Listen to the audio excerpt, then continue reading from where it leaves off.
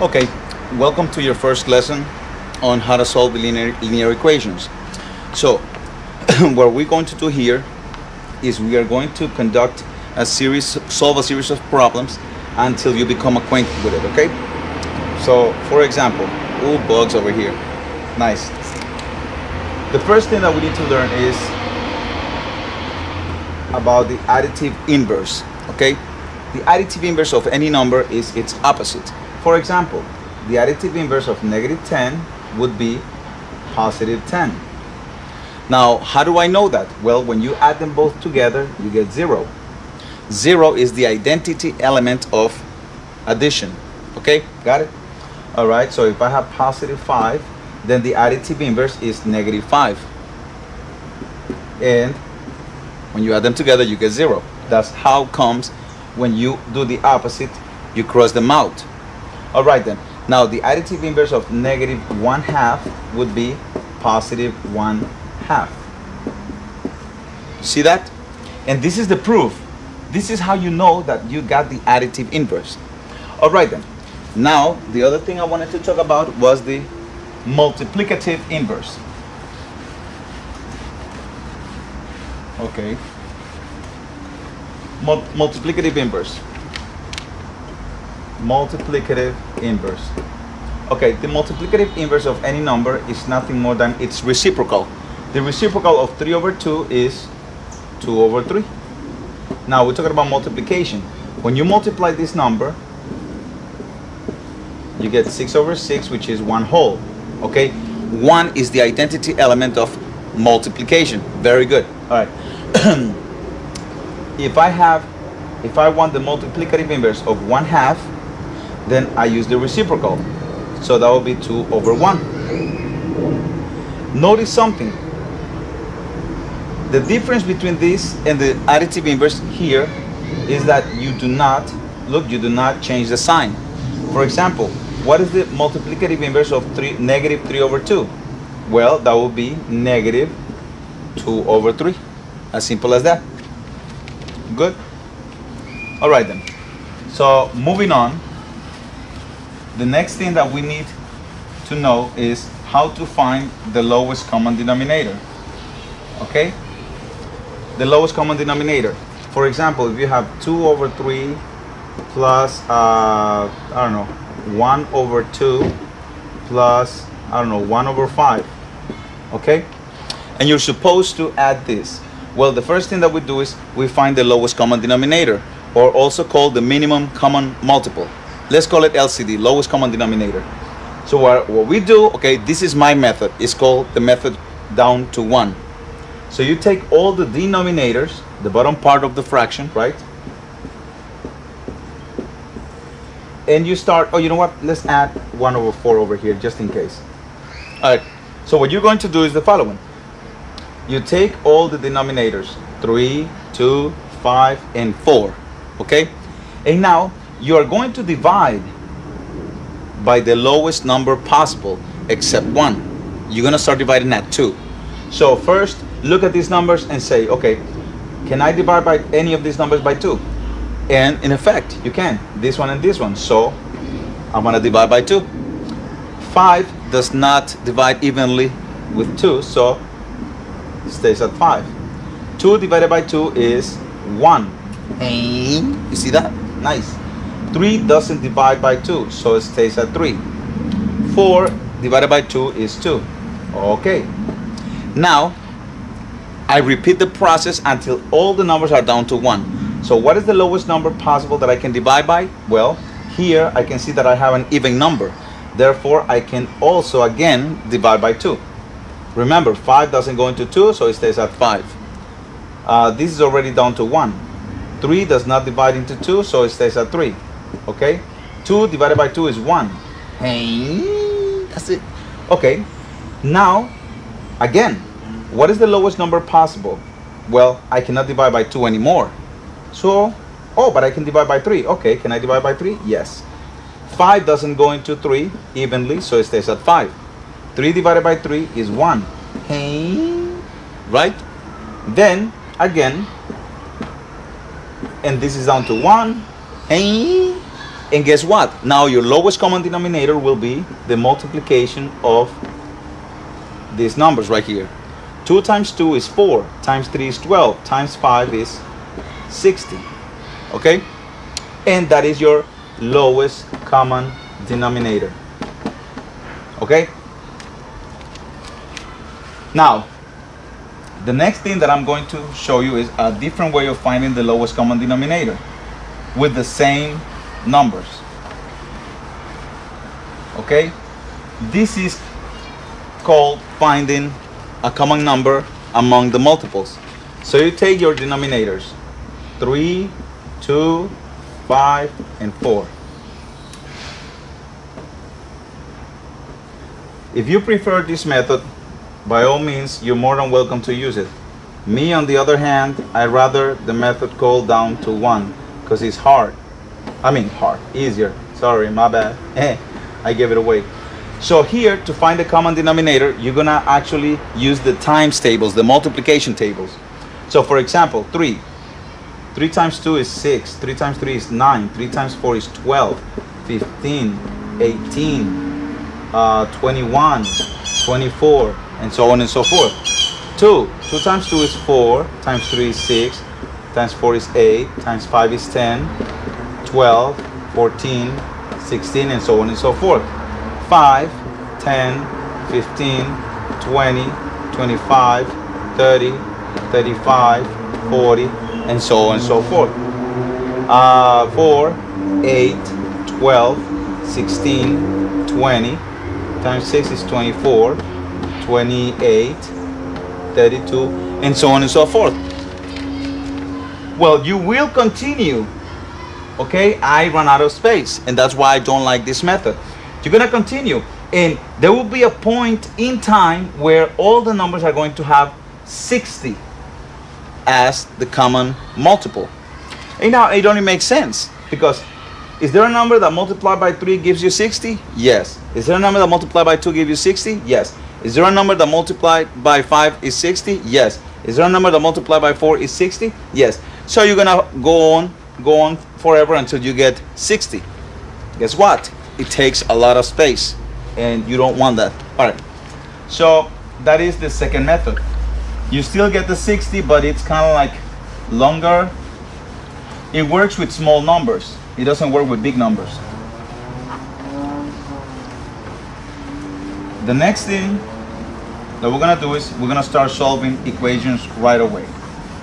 Okay, I just reviewed with you additive inverse, multiplicative inverse, and finding lowest common denominator. Okay, so welcome to this lesson. This is a very extensive lesson. We are going to solve linear equations, and I am going to try to do my best to cover all aspects of solving linear equations. I have additional videos, 2 additional videos. Basically, the equations in there are kind of like a little more sophisticated. We're talking about linear equations. So let's start solving with the basics, okay? First of all, what is a linear equation? Well, a linear equation is an equation of exponent 1, meaning what? That you could have any variable. You could have n, x, b, the whole alphabet. But the exponent is always going to be a 1. Okay, the leading exponent is going to be 1. The degree of the equation is going to be 1. Okay, that's what we call the exponents.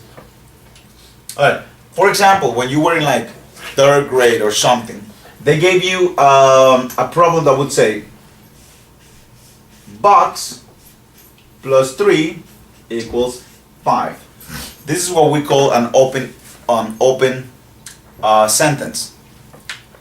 We need to figure out what the value in the box is in order for us to have a result of 5. So what will be the value that we will put in the box in order to make this true?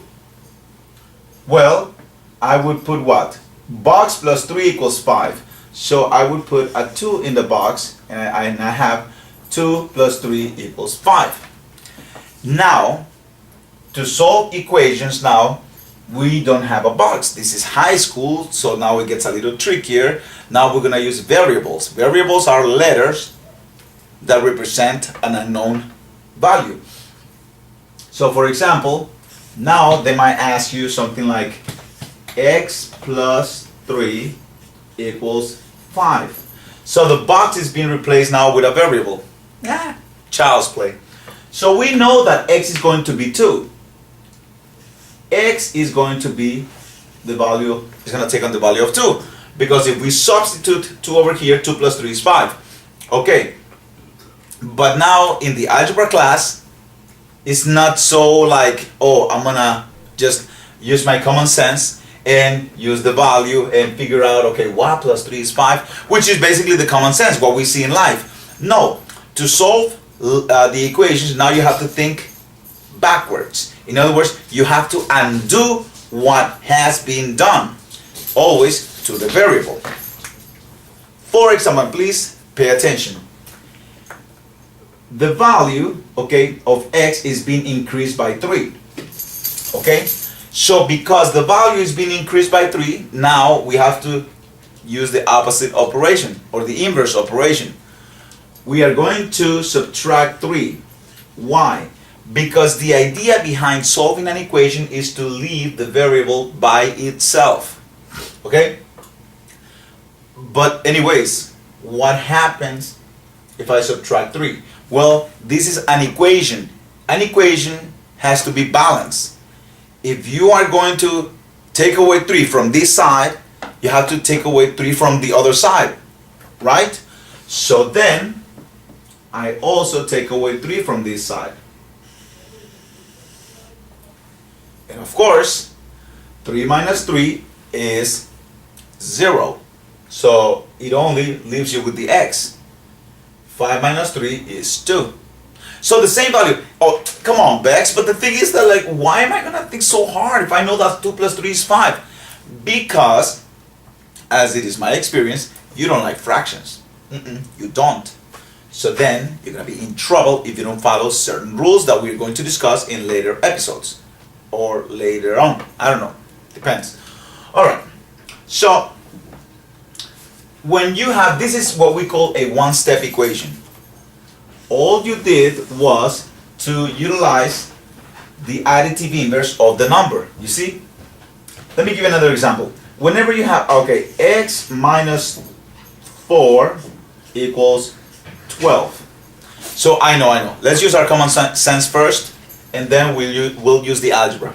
So what, we covered the unknown, the box, and we say, what value minus 4 is 12? Well, the value is 16. 16 minus 4 is 12. So we know that x is going to be 16. We know that x is going to be 16. But now, algebraically, we have to undo whatever has been done. Well, the value is being subtracted by the number 4.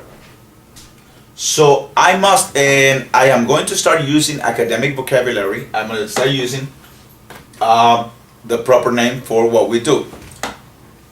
We have to undo this subtraction of 4. So we are going to add 4. Think of it this way. A number minus 4, okay? A number decreased by 4 equals 12. What is that number? Wait, a number. And right now we know it's 16 because it's common sense, it's right, it's a plain sight, you could see it. But if not, then you would say, wait, hold on a second. I took away 4 and I got 12. If it was a bigger number, you would have to think like this. 12 plus 4 is 16. So 16 minus 4 is 12. 16. So you see what I'm saying? Okay, don't panic. This is the beginning. So we have a subtraction by 4. So we're going to add 4. We're going to undo the subtraction. Okay? But what you do to one side, you always do to the other. See that? Plus 4, and now x. This cancels out because 4 minus 4 is 0. Or negative 4 plus 4 is 0. Or look at them, they're opposites, they cancel each other. So that's 0. So I just bring down the x. And then 12 plus 4 is 16. Right? Okay, cool then. So that takes care of this one. So every time you have something like an addition or subtraction, it's just a one-step thing. Like for example, I don't know, let's see if I have something like this. And let me change the color because I want to use a different color. Let's say I have 9x equaling 72. One-step equation. How do I read this? You read it as 9 times x, 9 times a number, equals 72. So 9 times what is 72? Well, we definitely know that 9 times 8 is 72. We know that 9 times 8 is 72. So x has to be 8. Oh yeah, I'm good at math and all that. Sure. Remember, this is the basics. Now, right now, we are going to look at it in this form. But later on, we have to use the proper names and the proper operation. What do you want? Oh my God. Okay, fine. Look. Here. There you go. Boom, boom, boom. Go. Goodbye. All right. So 9 is multiplying the x. So how do I undo this multiplication by 9? Look, I'm going to divide by 9. I divide by 9. So what's going to happen? 9 divided by 9 is 1. 1 what? 1x. 1x. So you see, there is no need to put the 1. So 1x. And then 72 divided by 9 is 8. You see, you have to undo what is being done. All right. So far, how many we have? 1, 2, 3. Okay, I want to do 100 of this. So let's see now. Kobe. No, Kobe. Oh my God. No. Vaya para allá. Vaya para allá. Vaya, goodbye. Goodbye. All right. So let's say we have another one. So what else we have here? All right, cool. Let's say I have x divided by 9, okay, equals 9. X divided by 9 equals 9. And please, I mean, if you want to number them, I don't know, you're going to number 1, number 2, number 3, you want to call this number 4. It's okay. So, what number divided by 9 is 9? Right. What number divided by 9 is 9? The number is 81. Look. X is going to equal 81. Because 81 divided by 9 is 9. But now the algebraic way of doing this is the following. So I have a division by 9. So I have to undo that division. So how do I undo a division? With multiplication. How do I undo a subtraction? With addition. And addition with subtraction. So, I'm gonna die. No, I'm gonna die. All right. So what I'm going to do is I'm gonna open parentheses on the whole equation. And I am going to put a 9 here and I'm gonna put a 9 here. Remember, a division by 9 is undone with a multiplication by 9. A division by 5 with a multiplication by 5. A multiplication by 5 with a division by 5. You see, you have to use the same number, okay? Later on, it's not going to be that easy. Later on, we have to call it by the proper name, so don't worry about it. All right, so this is what happens. 9 times x is 9x, right? And 9x divided by 9 is 1x. Or if you want to say something like, when you multiply and divide by the same number, they cancel out, but they don't become 0. Remember, 9 divided by 9 is 1, so 1x. And then 9 times 9 is 81. And that's how you solve one-step equations. All right. Now, let's have another one. x over 7 equals 12. Okay? So, I mean, not, I made a mistake. It's not x over 7. Sorry, my bad. It's x plus 7 equals 12. Okay, that's what I have. Sorry. So now what's happening to the x? It's being added by 7. It's been increased by 7. And let's start using vocabulary. This is an addition by 7. So what do I have to do? A subtraction by 7. Or use the additive inverse property of equality. Use the opposite of the number. See? So it all is the same, but you call it by the proper name. So now what you do to one side, remember, what you do to one side, you gotta do to the other. Cross that. So 7 minus 7 is 0. So that only leaves you with the x. I hope you can see this. Let me see. Can you see it? Yeah, you can see it. And this cancels out. 12 minus 7 is 5. See that? Let me see if you can see it. Barely. Okay.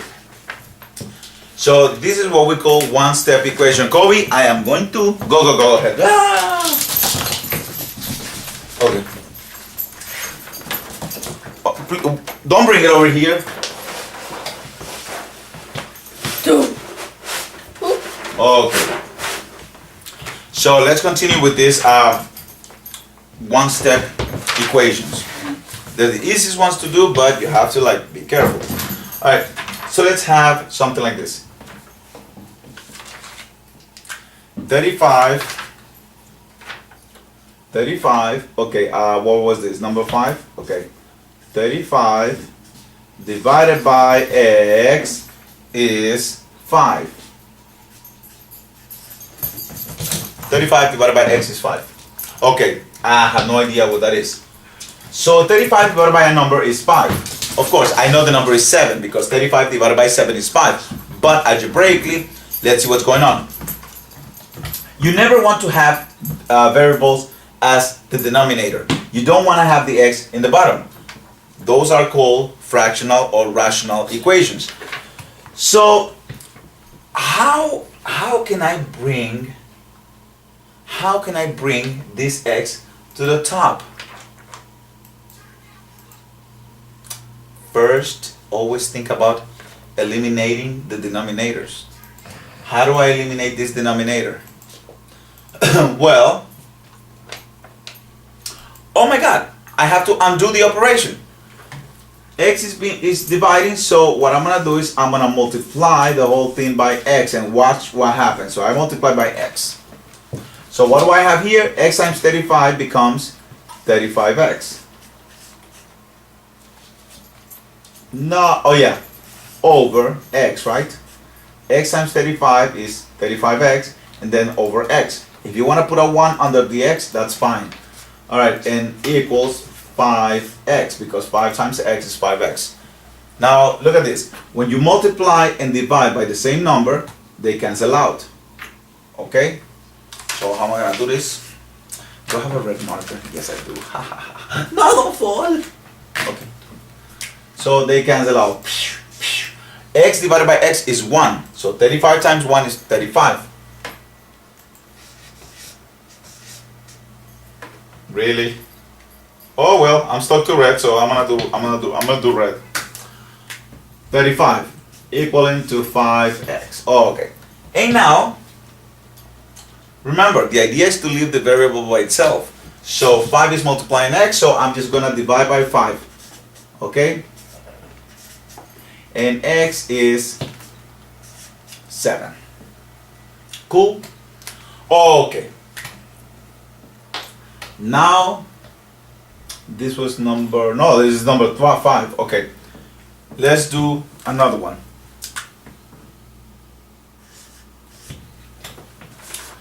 Alright, number 6.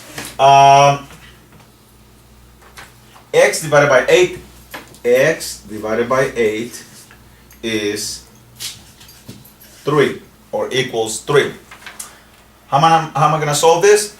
This time I am not going to do what you think. Or no, actually, I'm going to do what you think. So x is being divided by 8. I need to undo that denominator. I don't want denominators.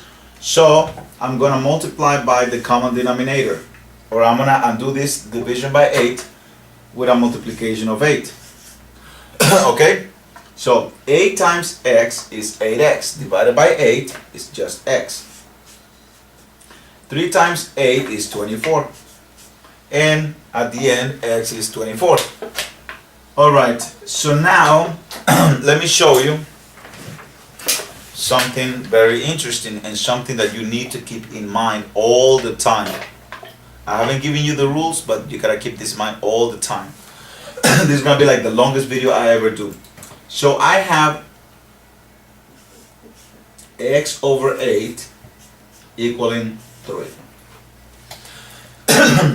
So what is happening here? X is being divided by 8. So this is one of the rules.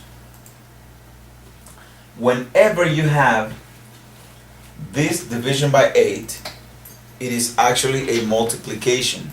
I'm going to show you. This is a 1x. I can rewrite this, and correct me if I'm wrong, I can rewrite this as 1 over 8 times x equaling the number 3. Okay? It's hard, but you have to understand it this way. So when we have more complex equations, you'll be able to do it. You could actually call your parents to see if they actually understand. And I use the word actually twice. Alright, so now, this is a multiplication of 1/8. There is a reason why I taught you before about the additive inverse and the multiplicative inverse or multiplicative inverse or reciprocal, whatever you want to call it, is the same thing. When I am going to undo this multiplication of 1/8. How do you undo a multiplication of a fraction? You use the multiplicative inverse. The idea behind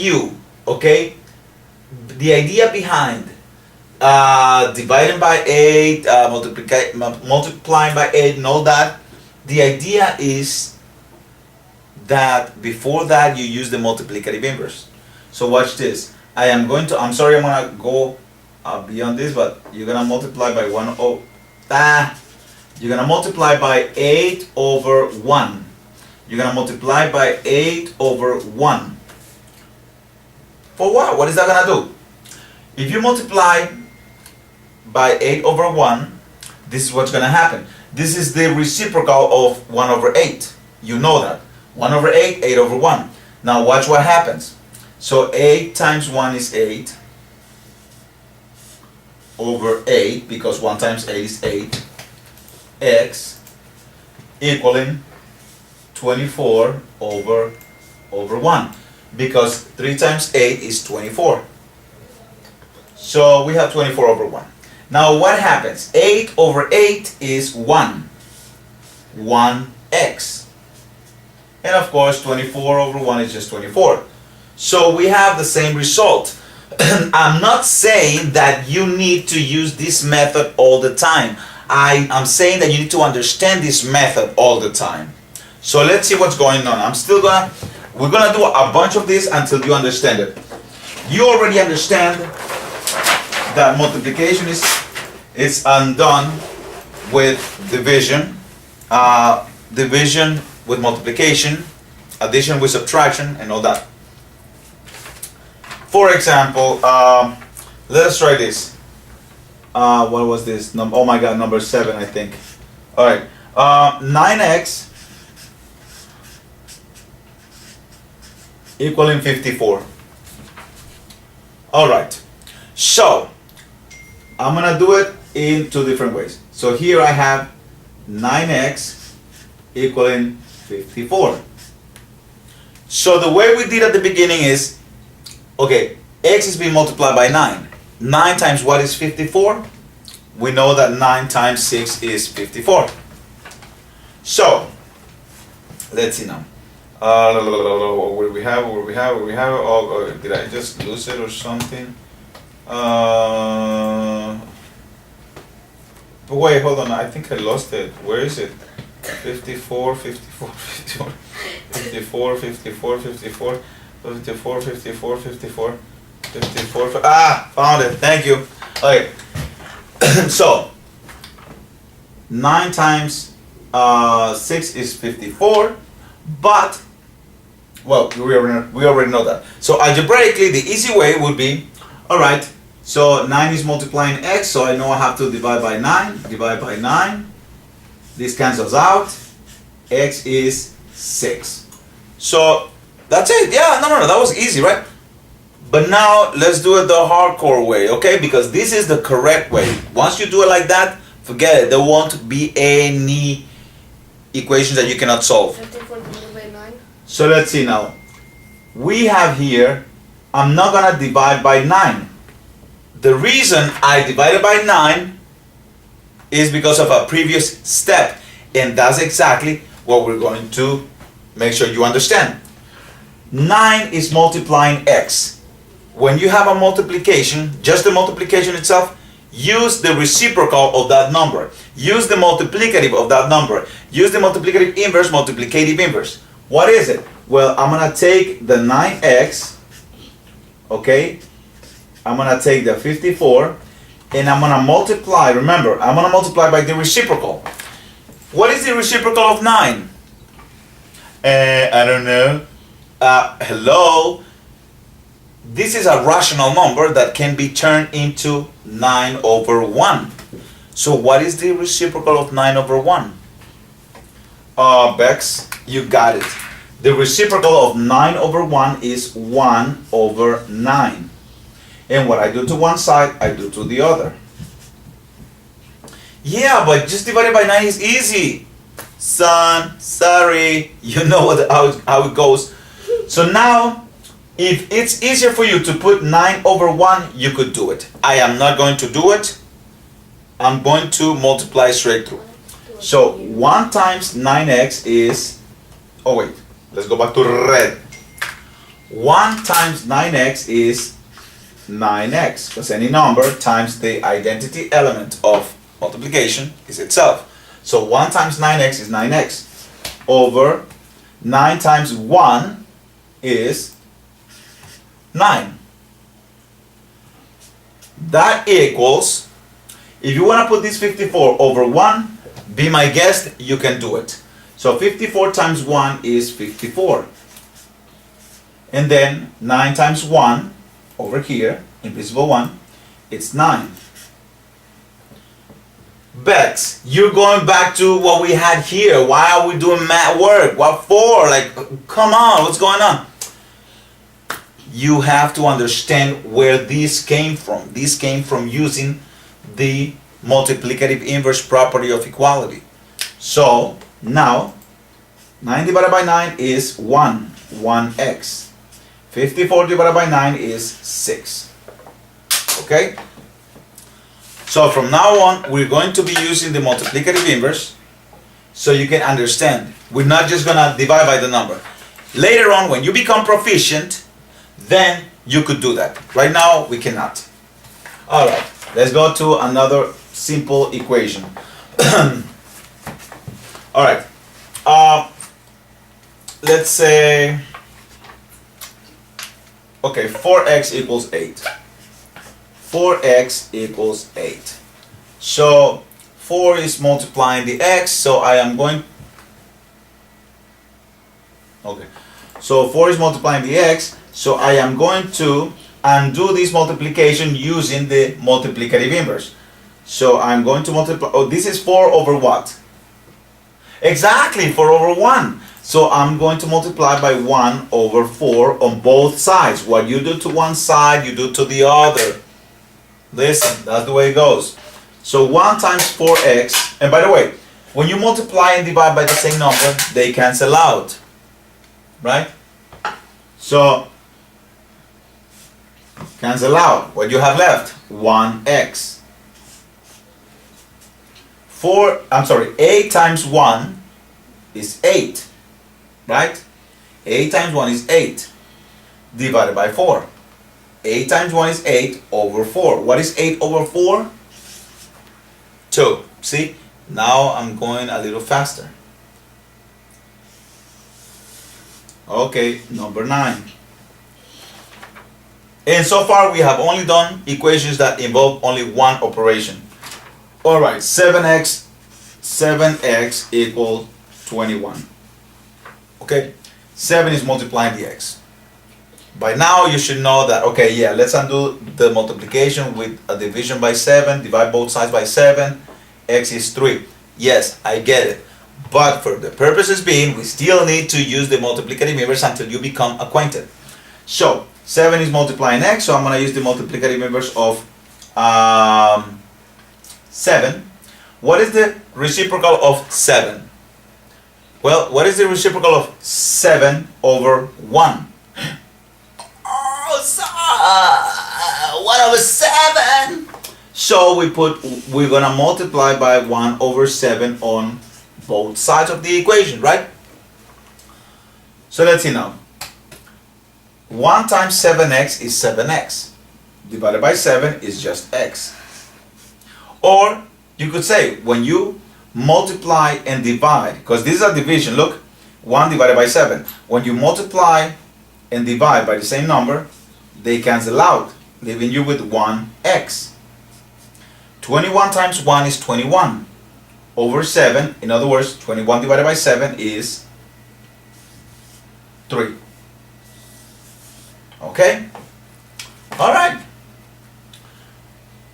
It's time to do the next equation. So I'm going to change the the marker. I'm going to go to black again. Alright. So I have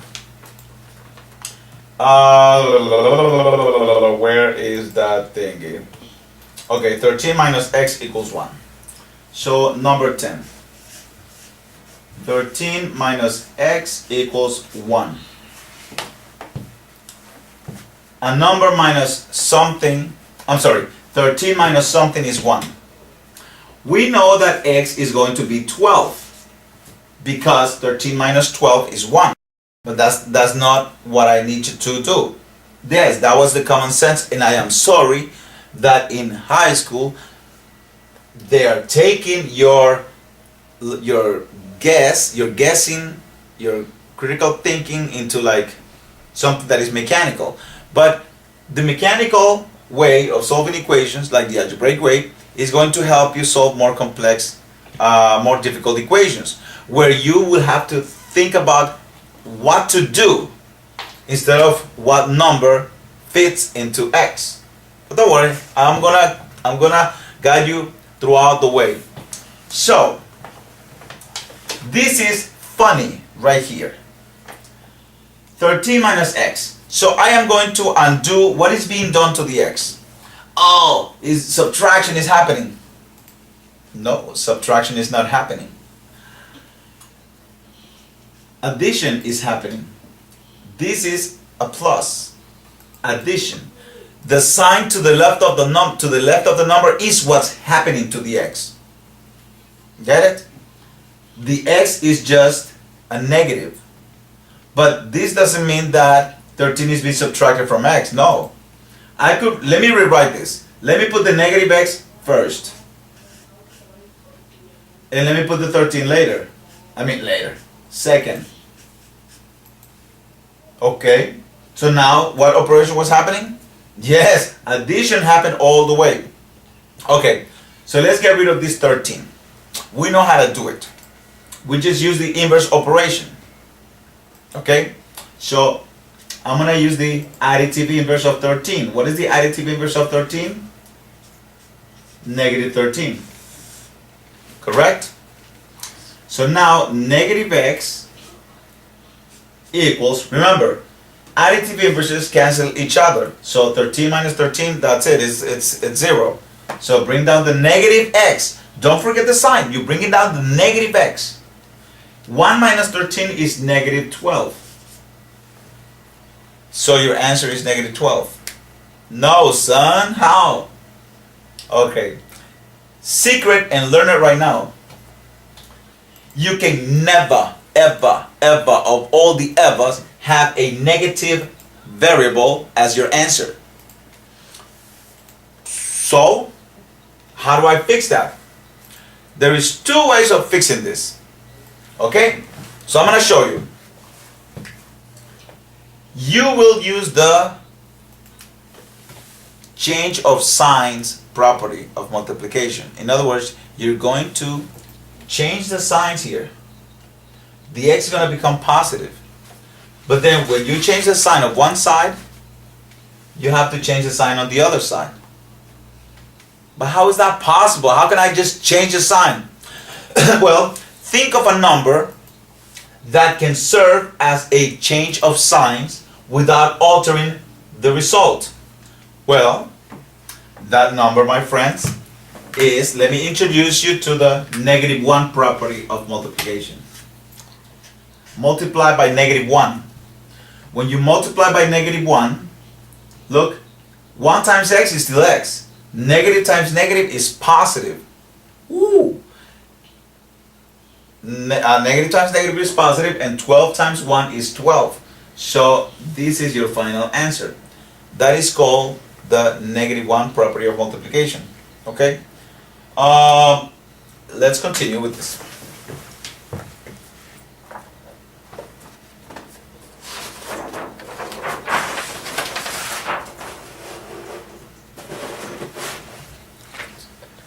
Okay, so let us go on to two-step equations. Ooh, I'm nice.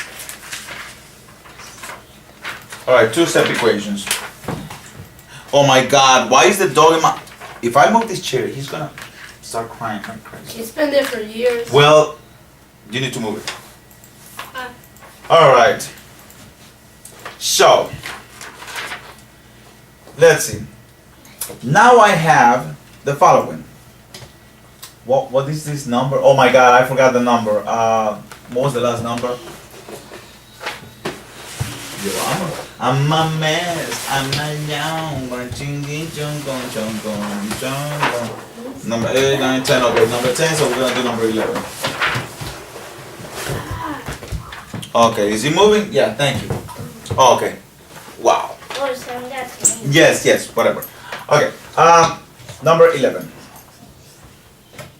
So 16, wow, ugly 6.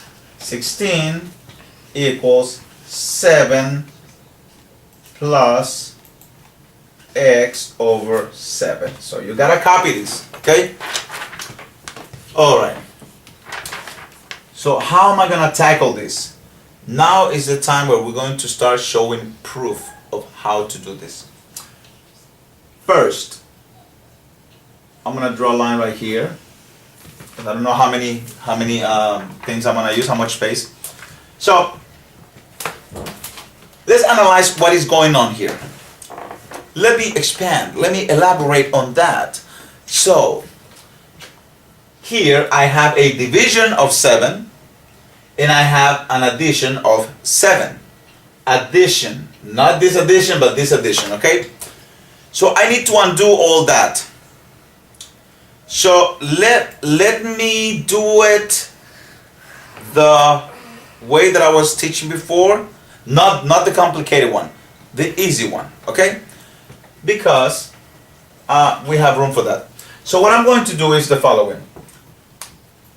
Remember, you have to undo the operations that have been done, and remember, if you believe in PEMDAS, well, solving a linear equation is the opposite of PEMDAS. For example, in PEMDAS, parentheses, exponents, multiplication, division, addition, subtraction. No, that's it. Well, so let me see. Actually, you know what? Let me write PEMDAS. PEMDAS. Okay, so in PEMDAS, when you're going to solve an equation, you're going to start, let me see what it spells. You're going to do SATMAD. Ha! SATMAD! SATMAD! In other words, you are going to work backwards. So if multiplication or division is the last thing that happened on the equation, well, that is the first thing you're gonna start undoing. It's like this. I'm building ta ta ta ta ta ta ta ta ta. Now I need to unbuild or destroy or whatever. But we're not just gonna go like that, no. Then we have to start from the last place. Okay? We have to start taking out things from the last thing that we did. That's the first thing we remove. Right? That's it. That's what I'm gonna say. I'm not gonna go into a back line where the first one, no. So I am going to first undo division of 7. And how do I undo division of 7? By multiplying by 7. Okay, cool then. So I'm going to multiply the whole thing by 7. Cool. Alright. Remember, this could be 7/1 all the time.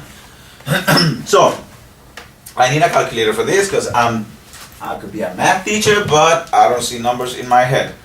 So let's see now. 7 times 16 is 112. Okay. So I'm going to write here 112. Now equals, because that's what the equal sign was.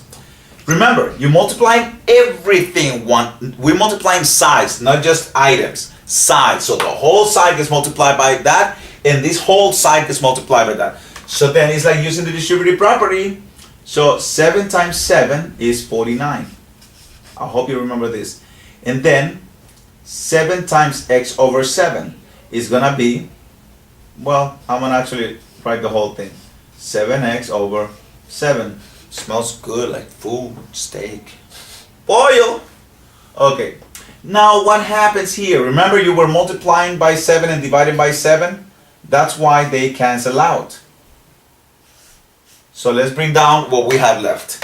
X, the plus sign, the 49, and then the 112. Okay. What's happening now? Well, x is being added, increased by 49. Okay? Not this one. This invisible positive. That's the one. I could write this as x plus 49 if I wanted to. So anyways. So I am going to undo what? Addition of 49. Okay?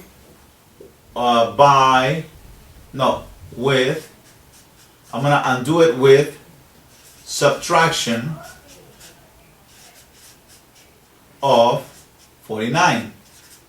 Jesus Christ. Yeah, I know, I write ugly, but you'll understand. Alright, so I'm going to subtract 49 from both sides. Because what you do to one side, you got to do to the other. Ha ha ha ha. Okay, so what do we have? We have that 112 minus 49 is, I think is 63. Yes. 49 minus 49, leaving you with x. See that?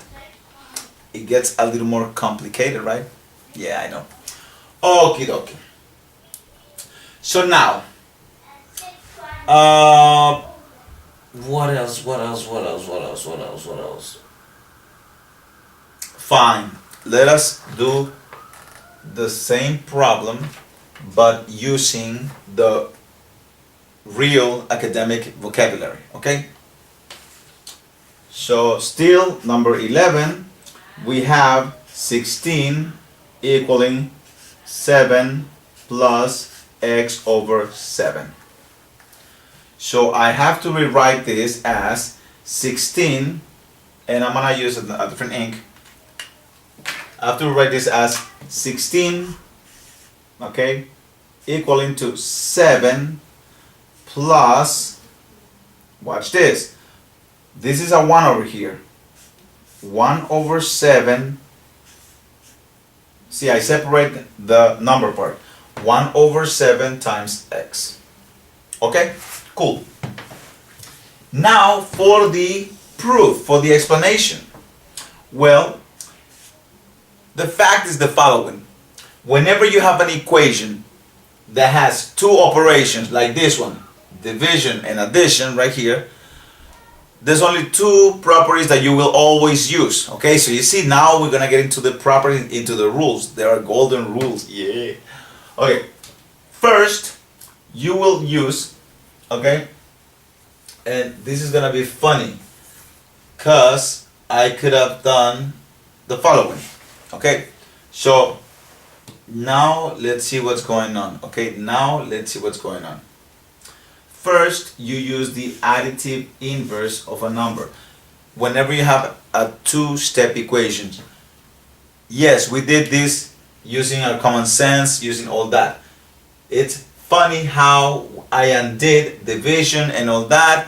This is when you want to break your head and think about how to do it. This is more like mechanical. It's always going to happen like that. Okay? So add additive inverse.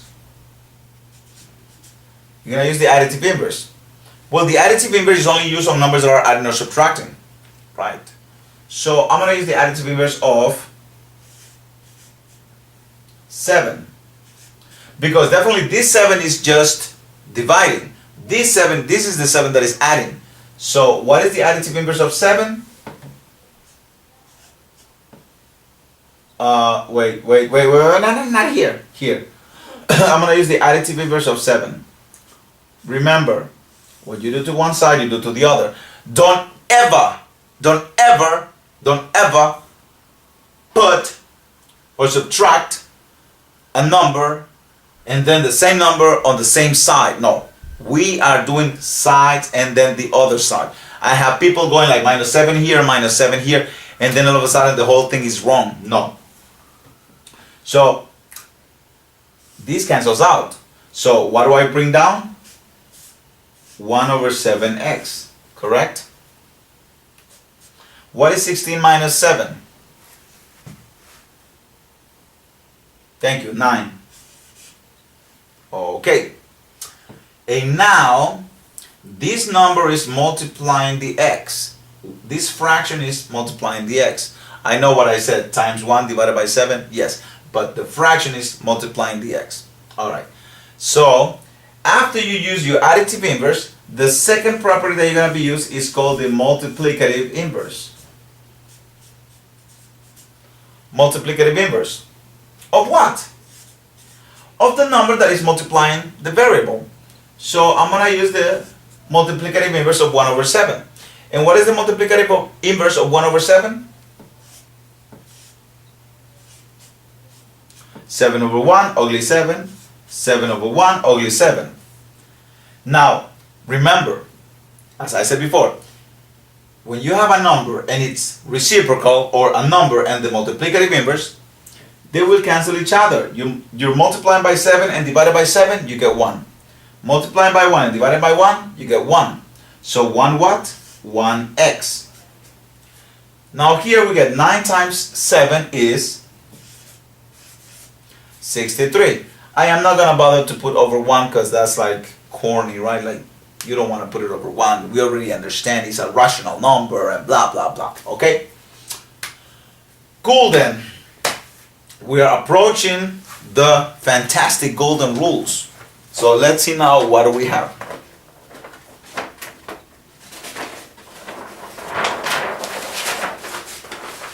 Oh, here we go. Oh, this was 11. 11. Wow. So right now, and so far, all we're doing is solving equations that have solutions. Don't worry, I'll guide you through the whole thing. All right, let me have another equation that we have here. Okay, 12x plus 120 equals negative 48. So this is equation number 12, and we have 12x plus 120 equals negative 48. I hope you can see it. me see.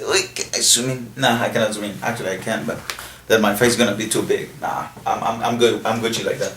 All right. So let's see what's going on here. How many operations are involved?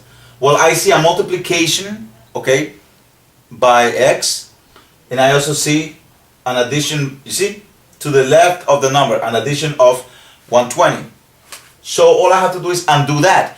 But remember, we're using academic vocabulary, and basically the first step that I'm gonna use when we have two operations like multiplication and addition, then we're gonna backtrack, we're gonna reverse engineer, and I told you what are the properties used.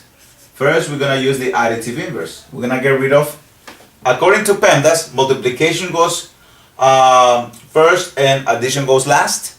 Well, according to, what was that, NAPTAN, whatever PEMDAS backwards is, we're going to undo the addition first, because it's backwards. So we're going to use the additive inverse of what? Of 120.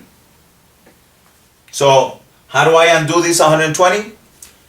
With negative 120. And what you do to one side, you do to the other. See that? Okay, neater, right? Okay. And now, bring down the 12x. This cancels out. Negative 48 and negative 120 is what? Negative 168.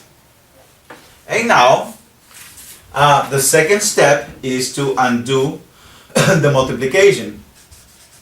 How do I undo it? I know, don't say divide by 12 on both sides. I understand. We could divide by 12 on both sides, it cancels out and give us the number. But again, I need you to understand the multiplicative inverse step. Oh my God. Okay. So, let's see. I'm going to use the multiplicative inverse. Of what? Of 12. What is the multiplicative inverse of 12? Well, this is 12 over 1. So then the multiplicative inverse is going to be 1 over 12. So far so good? Let me see if I can make this a little bigger, but I don't want to because then I'm going to die. Let me see now. Okay. Yeah, that's much bigger as I'm going to make it. Alright. So, remember, what you do to one side, you got to do to the other. So you also multiply by 1 over 12 here. Alright. So what happens here? What is the idea behind the multiplicative inverse? The idea behind the multiplicative inverse is to get rid of what's bothering the x. Look, when you multiply a number by its reciprocal, they cancel out and leaving you with 1. Remember, look, 12 times 1 is 12. 12 times 1 is 12. 12 over 12 is 1. 1 what? Not bananas, but x. And now what is negative 168 divided by 1 over 12? Well, negative 168 times 1 is negative 168, because anything times 1 is itself. And then when you divide it by 12, which one is this one? Okay, I'm done because I don't remember. I think it's okay, so there's the 14. Okay, so this is well, negative times positive is negative, right? And we have negative 14. If you did it before I did, then thank you for giving me the answer. If not, lost points. Alright, so that's it. Two-step equations. Additive inverse and multiplicative inverse. Okay? Later on, you won't have to, if you don't need to, use the multiplicative inverse. You can just like, okay? So, let us do another one. Okay, so we're gonna go with 13. 13, we have 2 equals x over 4 minus 1. 2 steps. Look, we have division, which in reality is not really division, it's multiplication. And I'm gonna show you why. This can be rewritten as 2 equals, what is 1x over 4?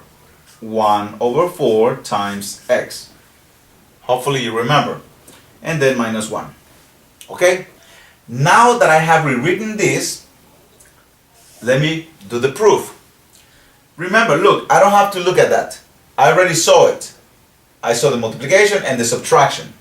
So the first step is to use the additive inverse, and the second step is going to be to use the multiplicative inverse. As simple as that.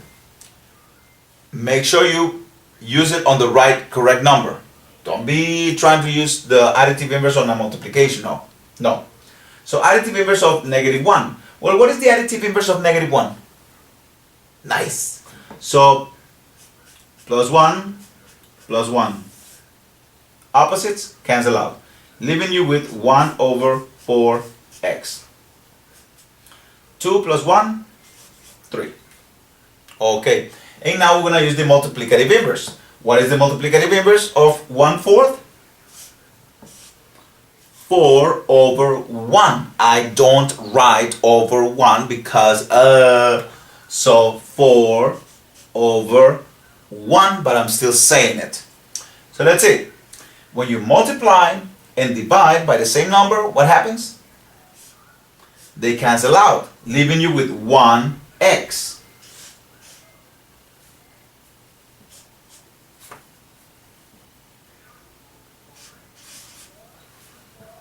Okay? Good? Alright then. Whew. Let's see now.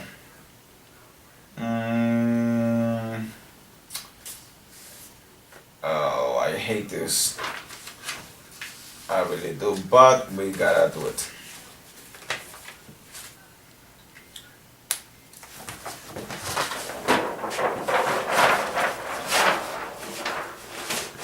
Okay. So we have, the only problem here is that we have big numbers, but I'm gonna try to keep it as simple as possible. I lost track of the number.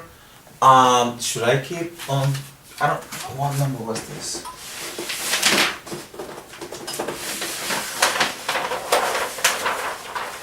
Uh, 13, okay. So, we did one-step equations, two-step equations. Now we're gonna do multi-step equations, and here I might have to start giving you the golden rules to solve linear equations. Okay, so we have, what was the number again? 13. Okay, so this is 14. 14. Can you see that 14? Yeah, you can see the 14. Okay, so we have -18 plus 12x equals 14x plus 44. So here now we have an issue. It's a big equation, and I am going to zoom in just a little bit because we need to, otherwise. Okay, there you go. Okay, wasting time. I know we're wasting time. Would you instead, or would you better? Oh, okay, here we go. All right. So hopefully it's more visible. And now my head is the only thing you see there. Now let's see what we have. When we have two-step equations, we only use the additive inverse and the multiplicative inverse. Those are the last two rules that we use when solving linear equations. But here we have more, so I'm gonna have to actually, let's see what's going on.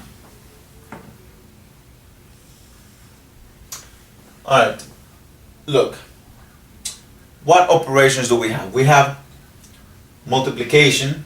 Just because you see this plus here doesn't mean that it's adding. No, this just says that this 12 is positive. 12 is actually multiplying the x. And then there is a subtraction of 18.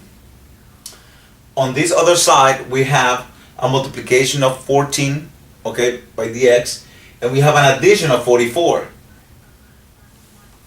But then, so what's the problem here? No, there is no issue. But before we can use the additive inverse and the multiplicative inverse, we have to make sure that we only have variables on one side. And here we have variables on both sides. So that's the first thing that we're going to address. Okay? Now, not really. Sorry. Before checking if we have variables on both sides, we have to check if we have like terms. Like terms on each side of the equation. Okay? Don't be saying, oh, 12 and 14 are like terms, so we need to combine. No, you can't combine them. This is one continent and this is another continent. They're separated by the equal sign. So then you cannot do it. So we cannot combine like terms? No. So that's why we are going to look at variables on both sides. So what to do if I have like variables on both sides? Get rid of them by using the additive inverse. Wait, but isn't the additive inverse what I need to? Yes. But whenever you have variables on both sides, use the additive inverse. Okay? And usually use the additive inverse on the smaller one. So I should use the additive inverse here. Okay? Now, the rule is going to be VBS. What in the world does that mean? Variables on both sides. Do I have? Yes. So what do? Get rid of them by adding or subtracting it, right? So let me get rid of this. Let me get rid of this 12, okay, by subtracting 12x on both sides. Okay? Watch what's going to happen. So, woo! Alright, bring down the 18 because I really didn't do anything to it. This 12x got wrecked. Ha! It got cancelled. So, boom. Then we had the equal sign. Then we have 14x minus 12x. If you have 14 x's and you take away 12 x's, how many x's do you have? You have 2 x's left. And now I didn't do anything to the 44, so plus 44. Okay? So now, wait, let me just rewrite this. Negative 18, because I wrote it, okay. I wrote it too small over here because I brought it down. Anyway, let me put it over here. Now, this is 0, remember that. Alright, so I have negative 18 equals to 2x plus 44. Now we go back to having the variable on one side and to have two operations. So guess what are the two last operations that we use? We use the additive inverse and we use the multiplicative inverse. The additive inverse of what? The number that is adding or subtracting. So plus 44, let's use minus 44. Minus 44. Okay? And now we do the math. This cancels out. As I progress, I'm going to start doing this faster and faster and faster. So now we have, okay, what is negative 18 minus 44? Or negative 18 plus negative 44? It is the same thing. In other words, negative 18 is on the left of the 0. And this is a command to go 44 to the left. So, So in other words, you add them. So let's see. Or you could just use the... Okay? So let's see.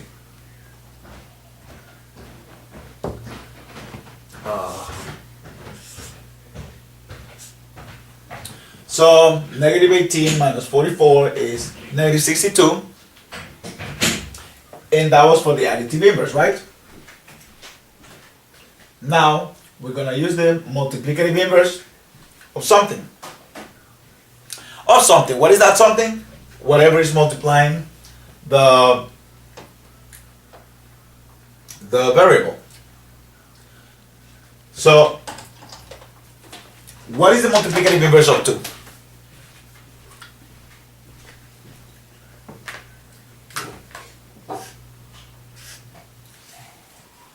Well, think of it. Every time you want to use the multiplicative inverse, turn the number into a fraction.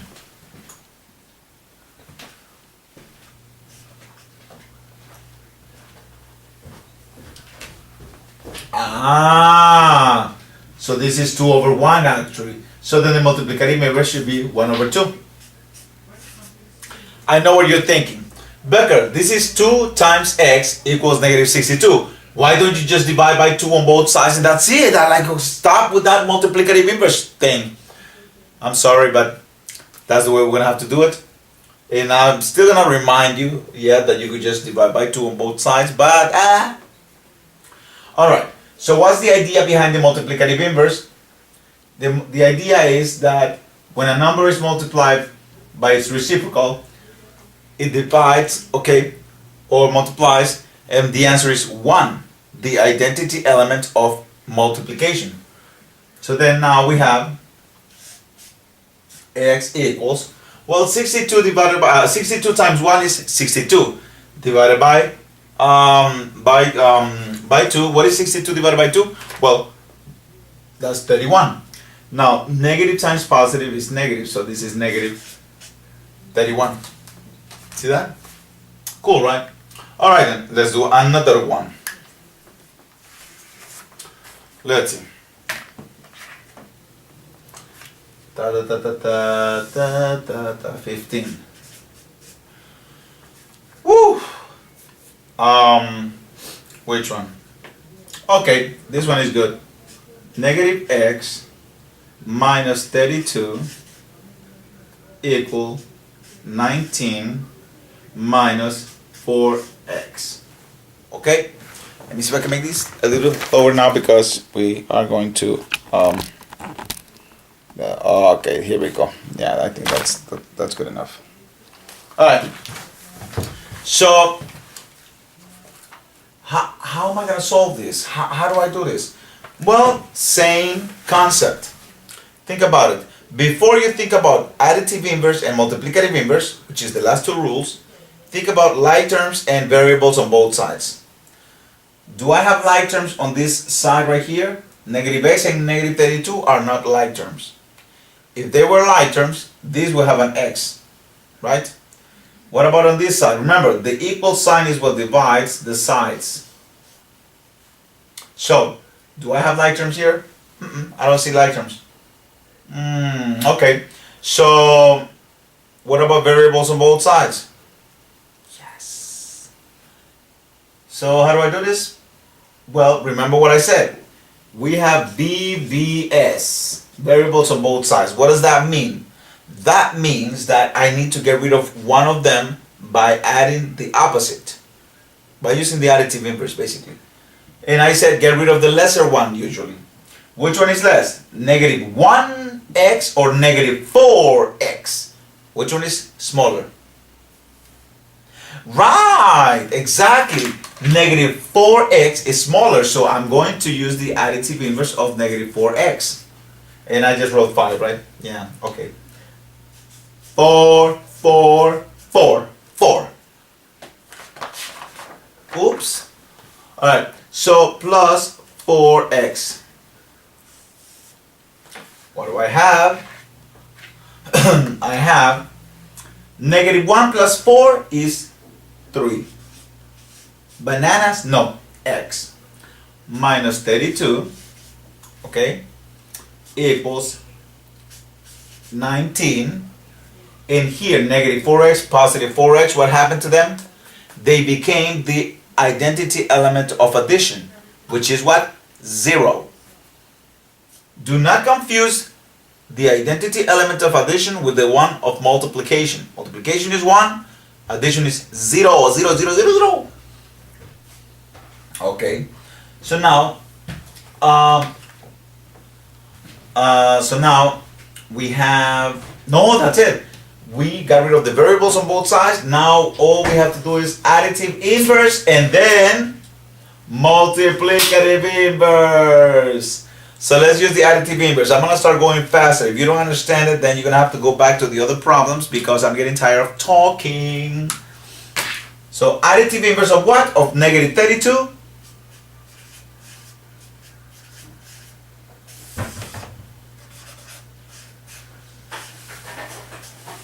$19 plus 32 is what? 51. Thank you. 51.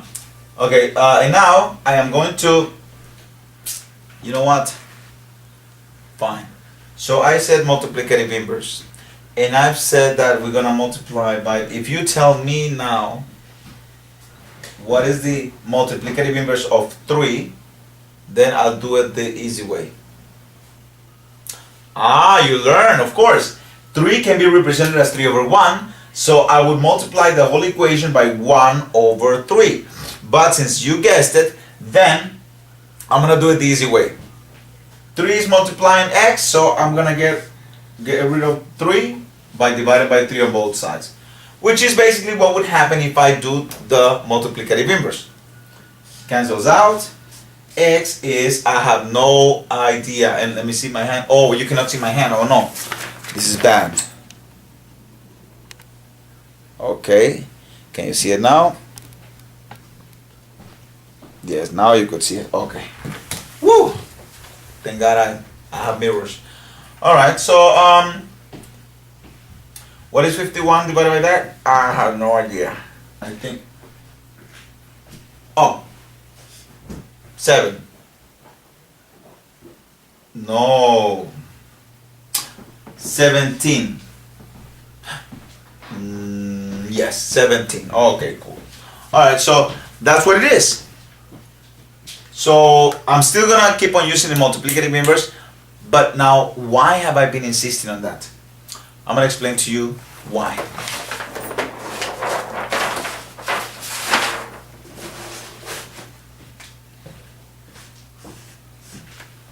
Okay.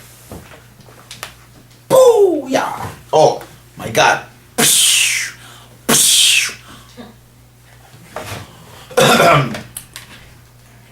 Let's see. Do we have an easier equation here?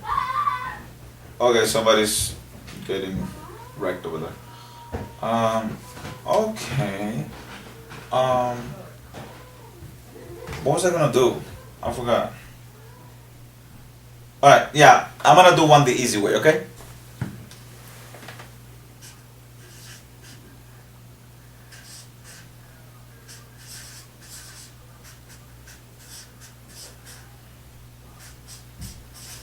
Alright, so we got that one, right? Let me see if you can see it. Hopefully you can see it. Okay, so this is a multi-step equation because now we don't have just the two. Remember, the last two steps are additive inverse and multiplicative inverse. Here, we have, and always look at that. Do you have like terms on the same side? No. Like terms on the same side? No. So then, do we have variables on both sides? Duh. So this time, I'm going to do it a little quicker. If you don't understand it, just rewind it, right? Alright, so I have variables on both sides, and I'm going to get rid of the lesser one. The lesser one is between -5 and -7. -7 is less. So I'm going to add 7x to both sides. -5 plus 7 is 2, so I have 2x. Bring down the 22. Cancels out, becomes 0. Equal sign, and then this is 16. Okay. And now I have only two operations, multiplication and subtraction. So guess what? In any way, it's always the case. After you get rid of the variables on both sides property, you know, the VBS, then guess what? You're gonna use the additive inverse and the multiplicative inverse. Okay? Cool. So additive inverse of what am I going to use? Please don't ever say, oh, you're gonna use the additive inverse of 16. 16 has nothing to do with the variable. No. We're trying to get rid of things that are bothering the variable. So the 22 is subtracting. Okay? It's subtracting the variable, or actually the variable is being subtracted by 22. So then, that's exactly what I'm gonna do. Additive inverse of -22, positive 22. So you bring down the 2x, right? And then 16 plus 22 is, I have no idea, so this is 8, and this is 3, 38. And now, the multiplicative inverse. What does the multiplicative inverse do? Get rid of this. So what is the multiplicative inverse of 2? Well, remember, this is 2 over 1. So I will have to multiply by 1 over 2. Okay, you know what? Let me do it. I'm going to multiply by 1 over 2, by 1 over 2. Okay? And what will this do? Easy. 1 times 2x is 2x over 2, of course, right? Equals to 38 times 1 is 38 over 2. So yes, it is the same thing as if you say, Becker, just divide by 2 on both sides. So okay, so basically that's what I did. But I did it through means of the multiplicative inverse. So anyways, 2 divided by 2 cancels out. X is, what is 38 divided by 2? Let me see, 16 and 16 is 32, 19. And that's it. That's your answer. All right then. So let's see now. Do we have two-step? Let's see. Simple binomials. Okay. Yes, I got that. I need more. Mix. Oh. Is getting real. It's getting real. It is getting real. All right, let's do one of this.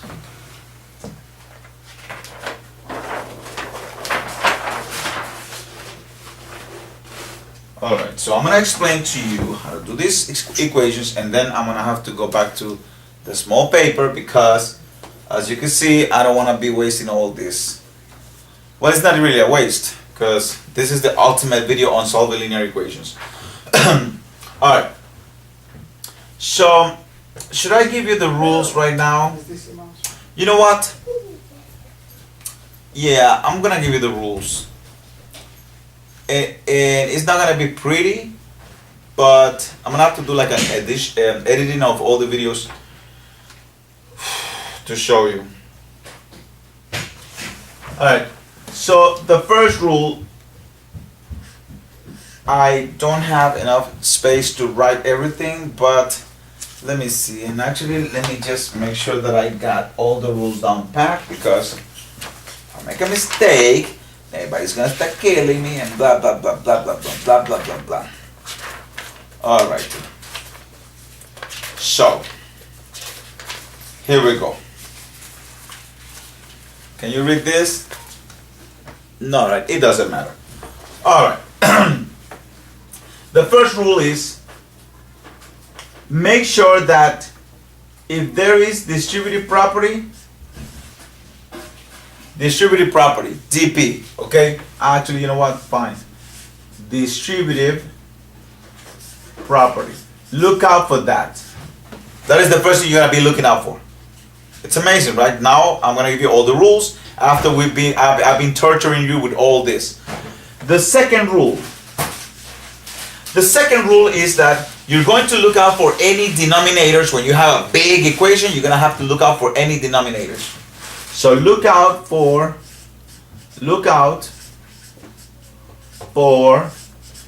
denominators.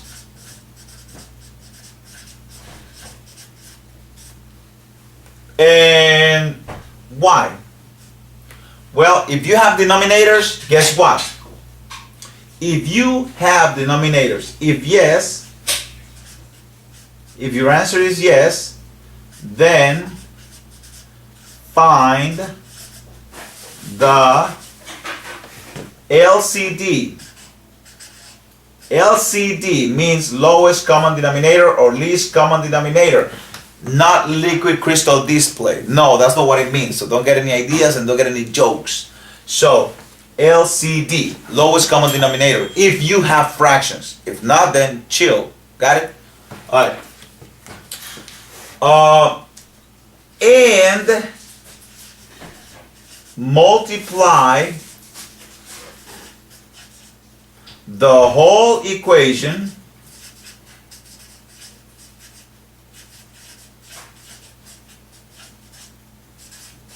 by the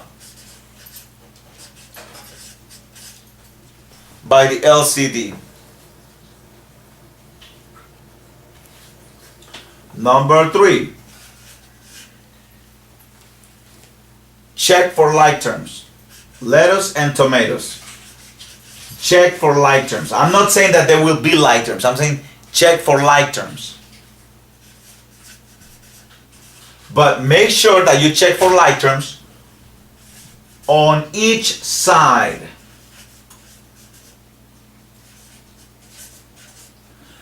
Don't be like, oh look, there is a 2x here, there is a 3x on the other side. No, that's not what I meant. I meant like check on each side, just like we've been practicing before. Check on each side. Are there like terms? If there are, then you combine them. If not, then relax. Because if you don't have like terms, that's why rule number 4 was created. Thank you. You're welcome. Do we have variables on both sides? If we have, then get rid of the lesser one. Okay. Get rid of the lesser one by addition or subtraction. Okay, you should be copying this down. It's not like I'm gonna be writing everything. Fifth rule. The fifth one is part of the last two rules. So use the additive inverse of the number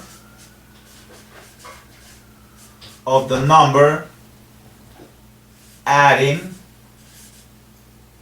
or subtracting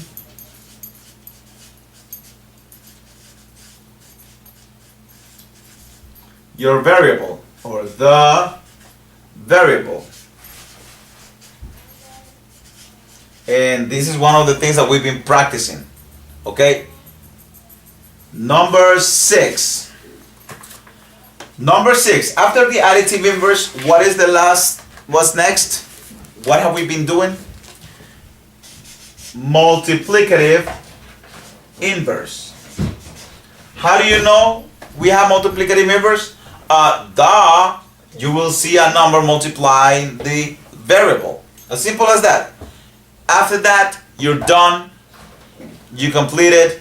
You solve your equation. You're good, Chi. You're good to go. Get it?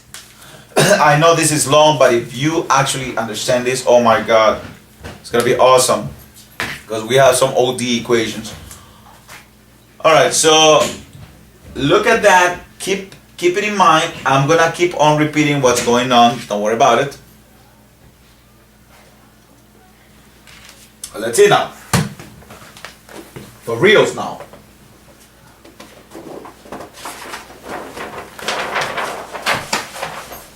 Okay.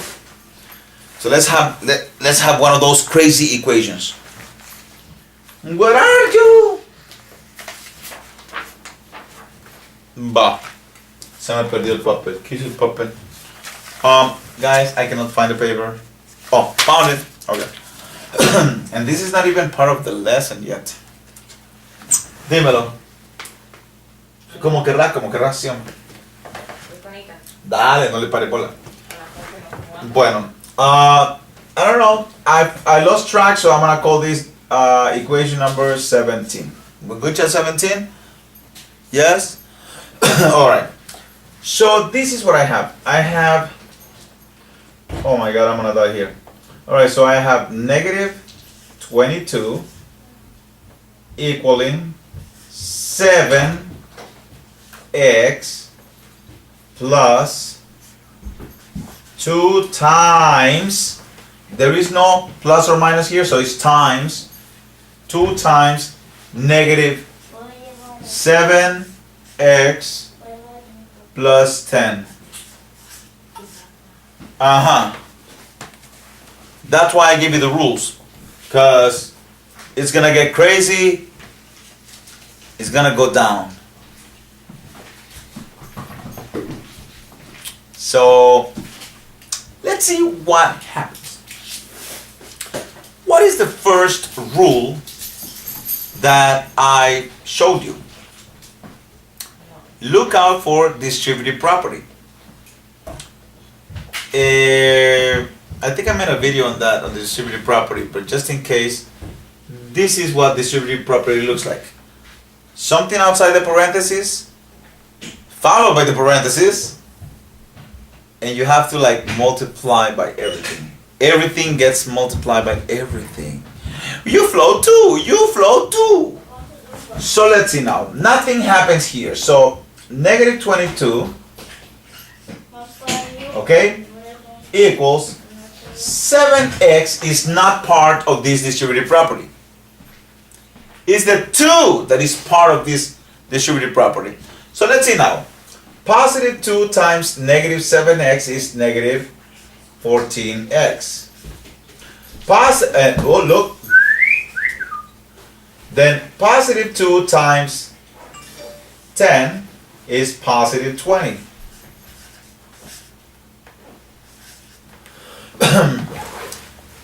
I'm done with the distributive property. Now, what was the other rule that I said? I said, look out, are there any fractions? I don't see any fractions. Let me zoom in just in case. Okay, so, all right, so let me zoom in. Okay, that should be good enough. Let me see. Bum. Yes. No fractions whatsoever. So you say no. So then, what was the next rule after that? Well, it says, are there like terms on the same side of the equation? Look. Are there like terms on the same side of the equation?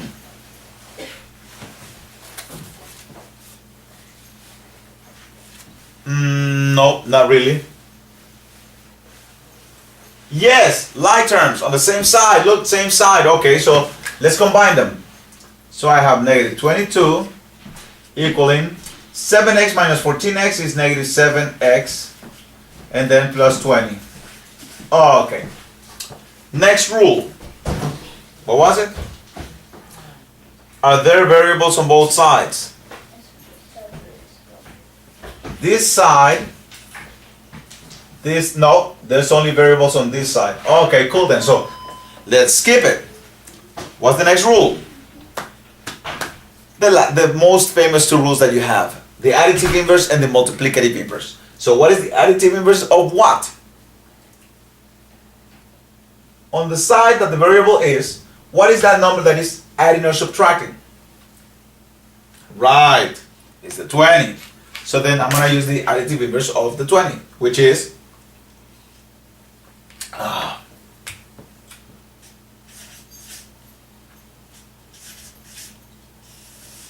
see that? And now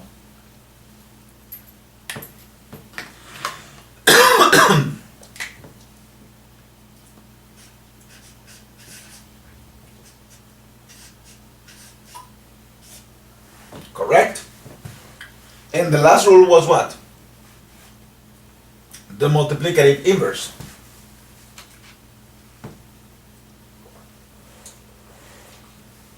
The multiplicative inverse of what number? Of 7 over 1, which is what? 1 over 7. So I'm going to multiply the whole thing by 1 over 7.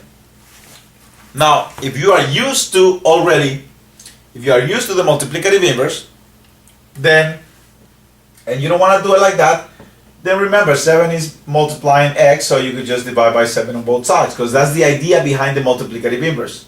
But if you're not used to it, then you're going to have to multiply the whole thing by 1 over 7 until you end up with this. If you don't understand it, then you're going to have to go back to the video. Alright, so we have x equal negative 6. Okay. So we're good with that? Yes. Let's try another one. Wow.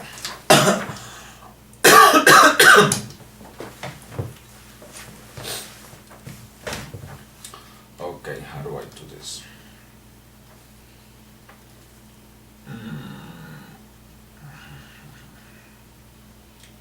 Okay, here we go. Number 18. Okay, we got it. Oh, okay. I'm sorry. I gotta zoom out.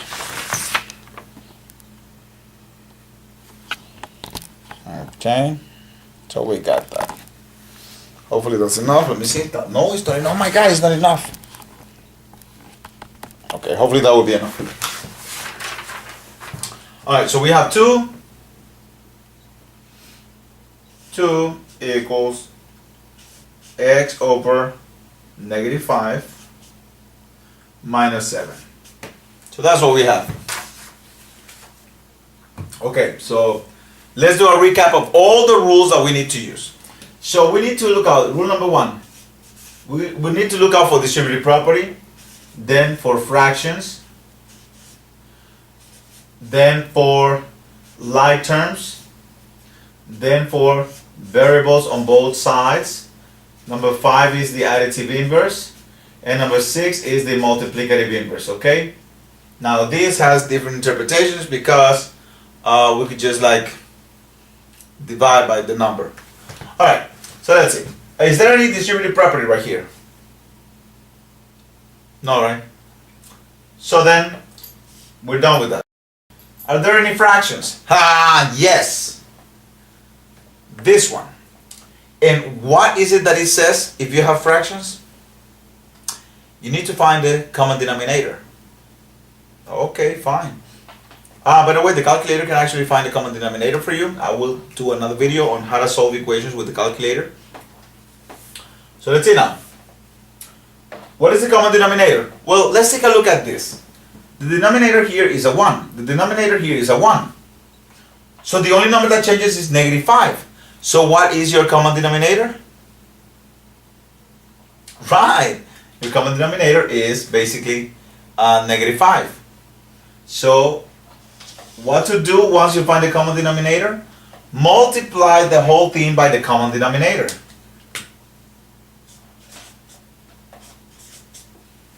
Okay? So now let's see what happens when I multiply the whole thing by the common denominator. -5 times 2 is -10, right? Yes? Over 1, of course. Equals. Remember, we're multiplying sides, not just terms. Okay? So if I'm multiplying this side by -5, the whole thing gets multiplied. So let's start. So this is -5x over -5. See that? Plus -5 times -7, negative times negative is positive, 5 times 7 is 35 over 1. I'm not going to write the over 1, please. But now let's see what happens. -10 equals x plus 35. Whoa, whoa, whoa. How you got this x? Hello? -5 over -5. -5 divided by -5 is +1. +1 x plus 35. So anyway, so I got this, right? Now, let me ask the other questions. Do I have like terms on the same side of the equation? No? No. So, do I have variables on both sides? One here? Nope. So, let's use the additive inverse. Is there a number that is adding or subtracting the x? The x is being increased by 35. So yes, let me use the additive inverse of that. Of course, I did that. Remember, using the additive inverse of the number that is bothering the x, not of the other number that is like, that has nothing to do with anything, right? So, minus 35. So that's -4. Oh, you can all see. You can all see. Oh my God. What kind of teacher am I? Oh, hell no. I mean, yes. Oh gosh. Okay, here we go. Please, now you can see. So then you got the 45 equaling x. Whoa, what about this? Hello, the opposite. So they cancel out. So my friends, Welcome to solving real linear equations using the golden rules that I have designed for it. Alright, so I am going to, should I take a break right now? Let me see now. Yes, I'm going to take a break, and next time I am going to go on to the paper because I don't want to run out of paper. I really used up a lot of sheets.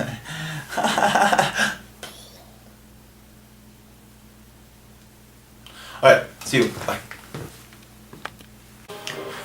Okie dokie, so as promised, I said I wasn't gonna be using the other paper, so now I'm gonna go to the lesson. Well, the whole thing has been the lesson. So we're still on solving linear equations, right? So a couple of questions. The identity element of addition, what is it? And also justify your claim with evidence. Well, for addition, the identity element is 0. Why is that? Because any when you add 0 to any number, we get the number, the original number that we started with. So justification, okay, justification with facts, I would say, and I know I'm writing with my left hand, so I'm not trying not to cover everything. Okay.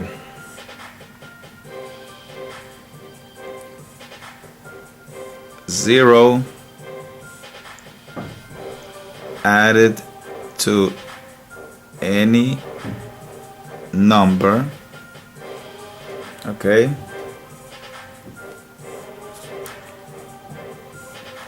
results in the original number. Plain and simple. You want an example? Well, the example would be example, right? And you write example. 3 plus 0 equals 3. 5 plus 0 equals 5. So you see we get back the original number and it doesn't lose the identity. Alright, so now let's move on to the next one. Although I did explain this at the beginning of the video, but still. The identity element of multiplication. We've seen this in September, so the identity element is 1. Reason being is that in any number, okay, or actually a number multiplied by 1 results in the original number. So that's what you need to write. Any number multiplied by 1 is itself. Okay? You want examples? Well, I give you examples, but this is not the only thing that you're writing. You're writing the justification, the written justification. So example, 3 times 1 is 3. Okay? Or 4, and I'm going to use the fancier version, 4 times 2. Oh, what? 4 times 1, I'm sorry. 4 times 1 is 4. A times 1 is A. X times 1 is X. So there you go, you have more than enough space. Alright. To multiply by 1/4 is the same thing as dividing by, well, is the same thing as dividing by 4 because, show proof, sure. Let's have a number, let's have 3, right? 3 times the quantity 1/4 is the same thing as, and I'm gonna make this rational number a fraction just so you could see. I don't have to, but I will. So, and we did this before. So 3 is the same thing as 3 times 1, and then multiply by 1/4. When you multiply straightforward, so 3 times 1 is 3, 1 times 4 is 4. You see? So it is the same thing as dividing by 4, because 3/4 is the same thing as 3 divided by 4. Oh, okay. Okay, we've been through this, so right now you should already been exposed to the explanation. So the additive inverse of any number is its opposite. Yes, it is true. I'm not even going to ask you. It is true. Now proof. Well, the proof is in the following. When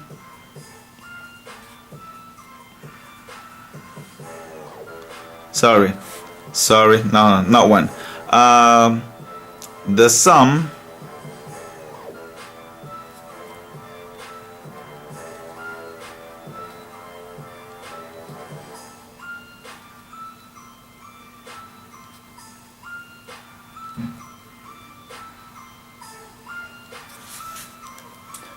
so the sum of a number and its additive inverse equals the identity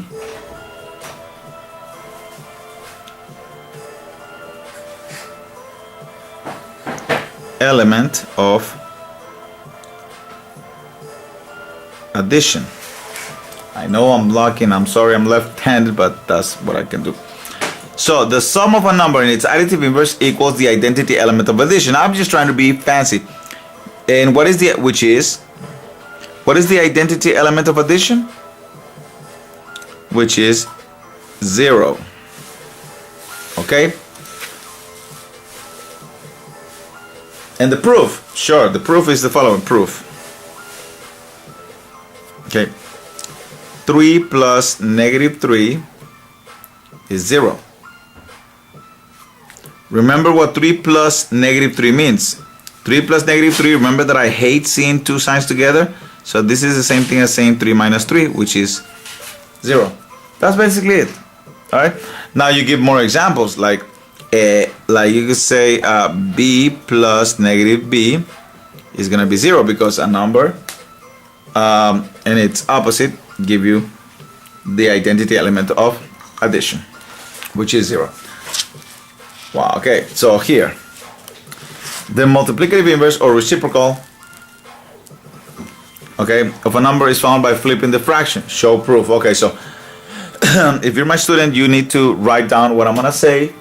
If you're not, you could just understand the proof. So the product, okay, the product, in other words, the multiplication, okay, of a number and its reciprocal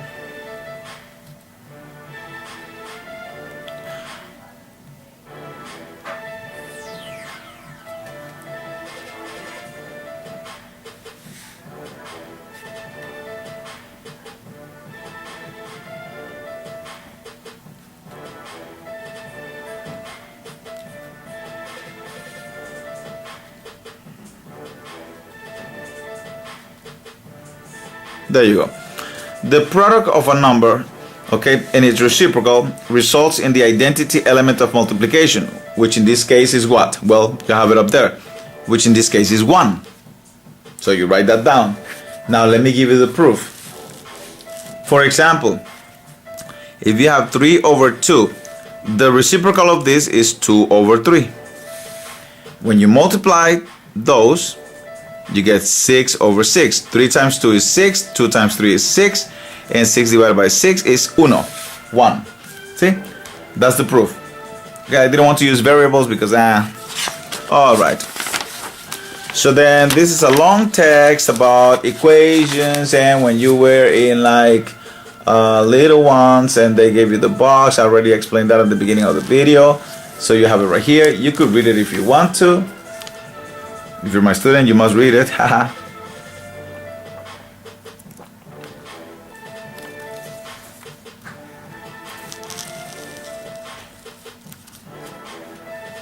So anyway, so this is just explaining to you what to do, what not to do, how to undo the properties, which we already went through that at the beginning.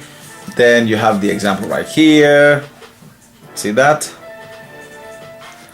And you have undoing the addition of 6 with a subtraction of 6. What you do to one side, you do to the other.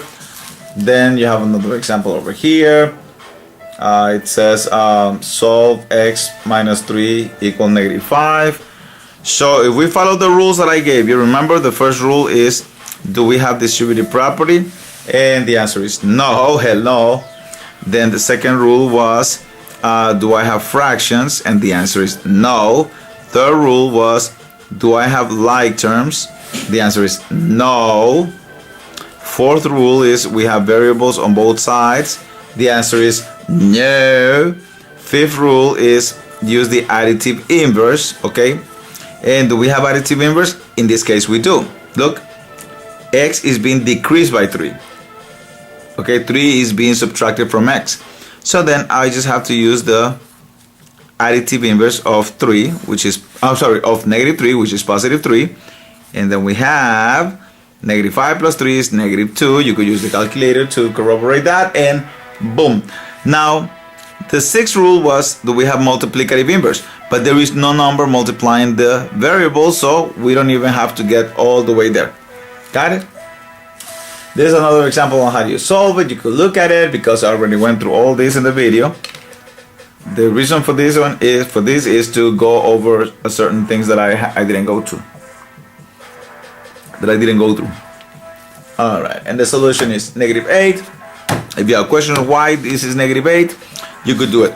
Now, the one step that I've been stressing is that once you have 7x equal negative 56, I don't want you to divide just by 7 on both sides. No, I need you to use the multiplicative inverse of 7, which is 1 over 7. Okay? Look, right here.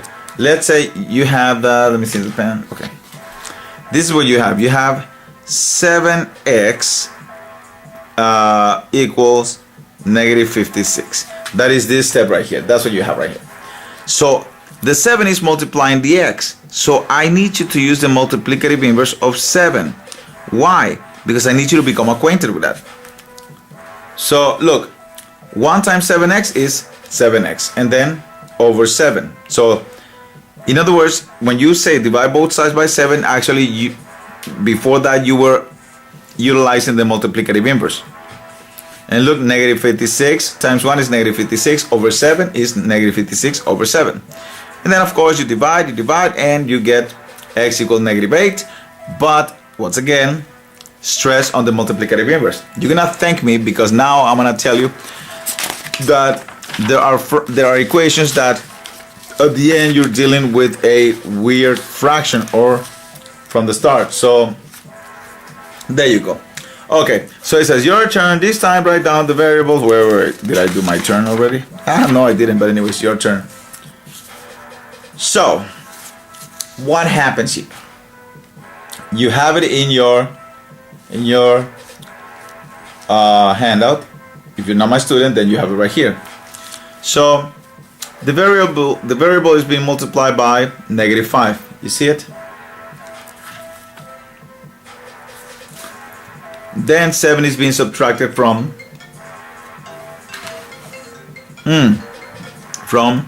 negative 5x. And hold on, I gotta answer the phone.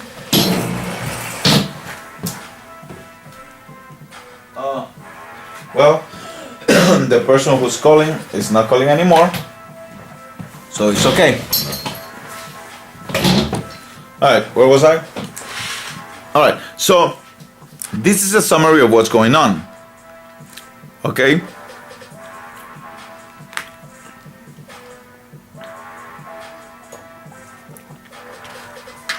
Then what will you do? Work backwards, undo. We spoke about it.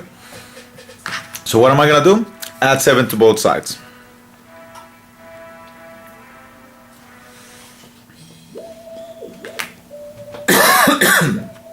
Uh-oh. So I add 7 to both sides.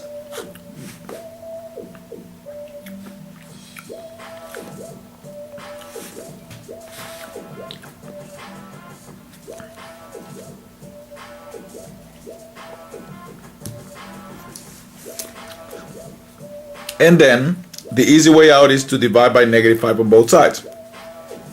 So since you are already used to the multiplicative inverse, I'm gonna pause right now and I'm gonna actually do the easy way, right?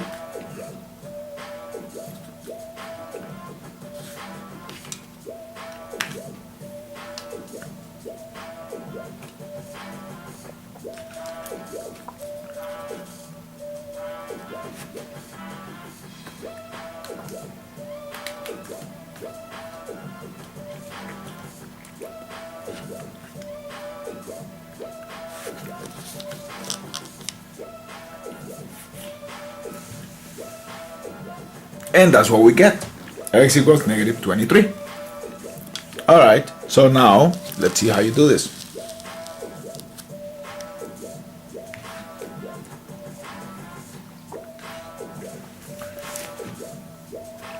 So here we are going to use academic vocabulary. So it is the same thing, but now what will I do? Well, use the additive inverse of negative 7. So you see,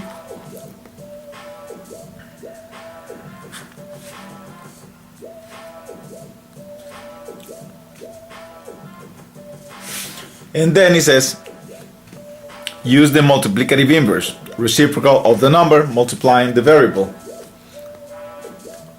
So this time I'm going to use the multiplicative inverse, and you're already familiar with that. What is the multiplicative inverse of negative 5? It's 1 over negative 5. How? Because this is negative 5 over 1. Remember? Oh, yeah, Bax, you said it. All right. And remember what the idea behind the multiplicative inverse is to get rid of that number bothering the letter, the variable. So when you multiply and divide by the same number, they cancel out, leaving you with 1x. What you do to one side, you do to the other. So now 115 times 1 is 115, and then divided by negative 5 is negative 23. And that's basically what it is. Alright? Alright, let's do this. So, how many steps? How many steps? Multiplication and subtraction. That's it. Only 2 steps. So then, out of all the things that you're gonna do, okay, you could definitely go like, is there distributive property? And you go like, no. Number 2, do we have fractions? And you say, no. Number 3, do we have like terms? And you go like, no. Number 4, do we have variables on both sides? No. So it all comes down to 2 operations. And these 2 operations are nothing more than the additive inverse, okay? Additive inverse of what? First of all, you said yes. And you say, of what? Of negative 7. Which is positive 7. So we bring down the 4x. Negative 7 plus 7, okay, is 0. And then 13 plus 7 is 20. And then the last step is what? You gotta become acquainted with it. Multiplicative inverse. Of what? Of 4. And what is the reciprocal or multiplicative inverse of 4? Well, it's 1 over 4. But Bex, can we just divide by 4 on both sides and that's it? Well, yeah, that's the idea behind the multiplicative inverse. Oh, okay. So anyways, so when you multiply a number and its multiplicative inverse, you get 1, right? 1x. 20 times 1, 20 divided by 4, 5. Okay?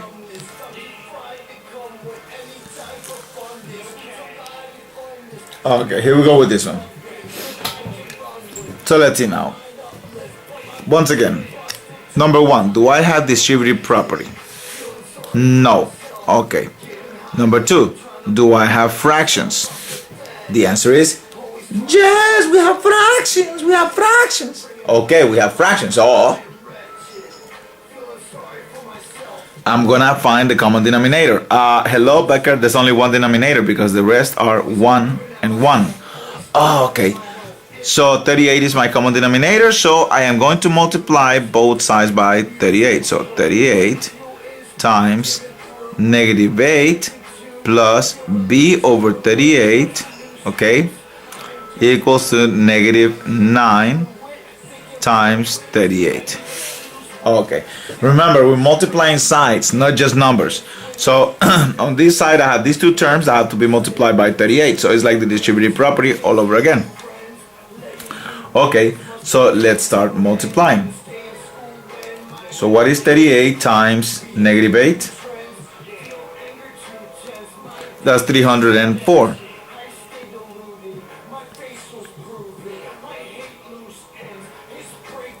okay? Plus, remember here, you multiply by this one, and now you're gonna multiply by this one. Guess what? You're multiplying and dividing by the same number, so they cancel out, right? So that means that this is just b. Oh, but actually the best. Equaling to, and now you multiply 38, okay, times negative 9, correct? And you get negative 342. Okay, so now so no distributive property, fractions, yes, and you know what to do. Find the common denominator, multiply the whole equation by the common denominator, then you proceed to step number 3, which is like terms on the same side, like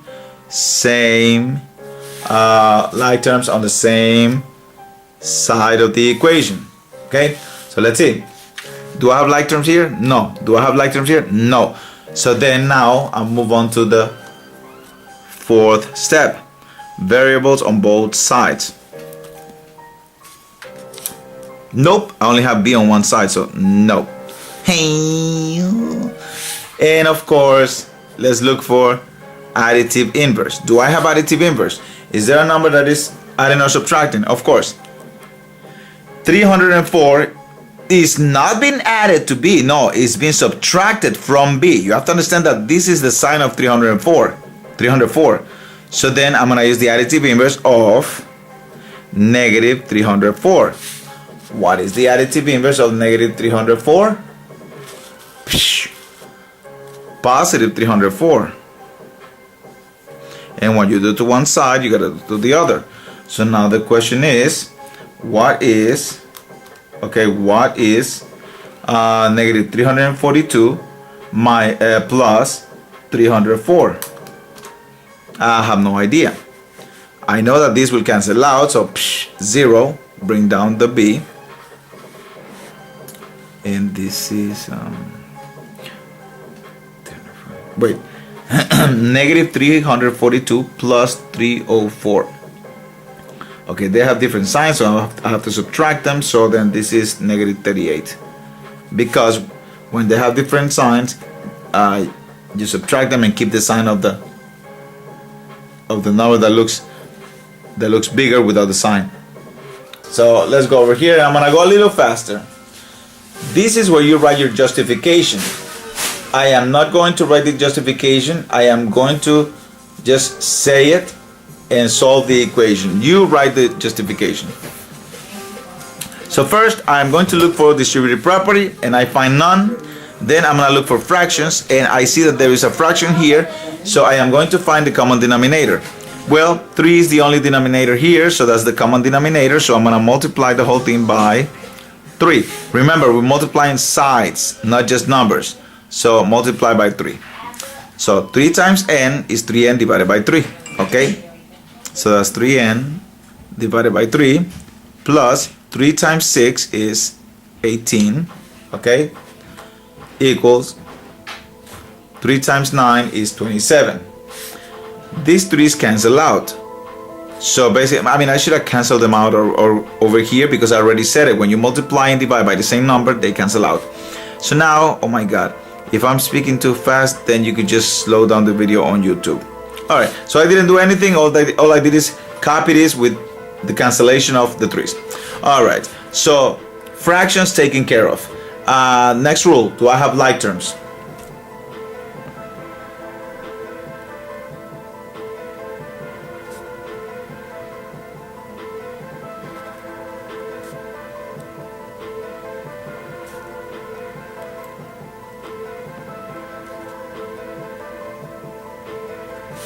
Okay, so I just wrote all of them. If I don't use them, I don't use them.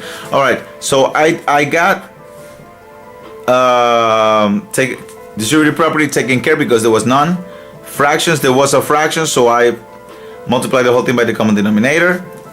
Like terms, do I have like terms on each side of the equation? Well, this is one side and this is the other side. No, I don't have any like terms.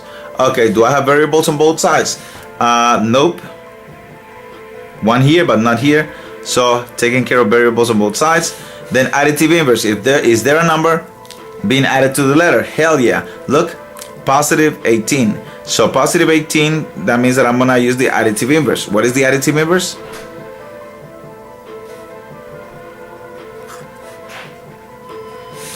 Okay, this cancels out, and 27 minus 18, I have no idea. I think 27 minus 18, wait, hold on a second. 27 minus 18, I know what it is. That's 9. So my friends, your answer is 9. You see, this is the mechanical way, but at the same time, it follows a logical sequence on how to solve these equations. All right, let's take a look at this one. This one, oh, look, beautiful.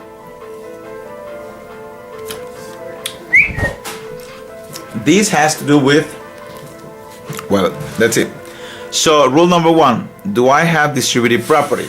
My answer is hell yeah. I mean, not hell yeah, but yes.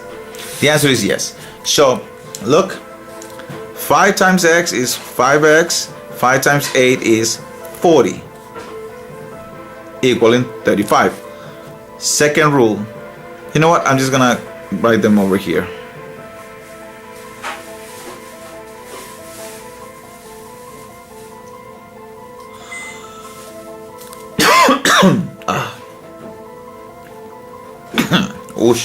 Alright, so these are the rules. So let's see now. Fractions, nope. So no, right? Like terms on the same side, nope. Variables on both sides, nope. Additive inverse, is there a number being added to the letter? Yes. So additive inverse of 40 is negative 40. Then 5x equals 35 minus 40 is negative 5. Now multiplicative inverse of what? Of the number multiplying the letter. So what is the multiplicative inverse or reciprocal of 5? Yes, 1 over 5. So now a number times its reciprocal or multiplicative inverse cancels out. Negative 5 times 1 is negative 5. Divided by 5, negative 1. See that? And basically that's what it is. Okay, what else? Let me see now. How much more do we have? Wow, it's a lot. Okay, not a problem. I'm gonna have to take a break and then continue with this because my machine is going dead, so I'll do it. Okay. All right, so let's continue with this. That's it. By the way, my dog is like under the chair, so if I move, anyways. All right, so we have the equation 27 equals to negative 25x plus 18x minus 8. So let's see now. Let's write down our action plan. This time I'm not gonna write what's going on. I'm gonna write the rules. Remember, that's basically your depth of knowledge explanation. So for example, what is the first thing that we need to look at when we solve linear equations? Do we have distributive property? And I don't see any number, any parentheses being trying to be multiplied, so no. All right, so then do I have fractions? So fractions. Now you have to write distributive property. I don't have to write distributive property. I just write DP. Fractions. No. Okay. The next thing is what? Do I have like terms on the same side of the equation? Well, this is one side and this is the other side. So here I notice that I have negative 25x and I have positive 18. So therefore I do have like terms. Wow, finally. So now you tell me, what is negative 25 plus 18? Negative 25 plus 18 is negative 7. So that means that this, when I combine them, I get negative 7x. Okay, so I write down 27 equals to negative 7x minus 8. So far so good? Okay then. So like terms, I did have like terms. You have to write like terms. And what were the like terms? The like terms were negative 25x and 18x. Okay, those were the like terms. So we're Gucci with that. All right, what else? What's the next thing I have to look for? Variables on both sides. Do I have variables on both sides? Nope. So therefore, I write no. Then the next thing is the additive inverse. Do I have additive inverse? Is there a number that is being increased or decreased by the variable? Yes, look. Negative 7x is being decreased by 8. So 8, I need to use the additive inverse of negative 8, which is positive 8. And remember, what you do to one side, you do to the other.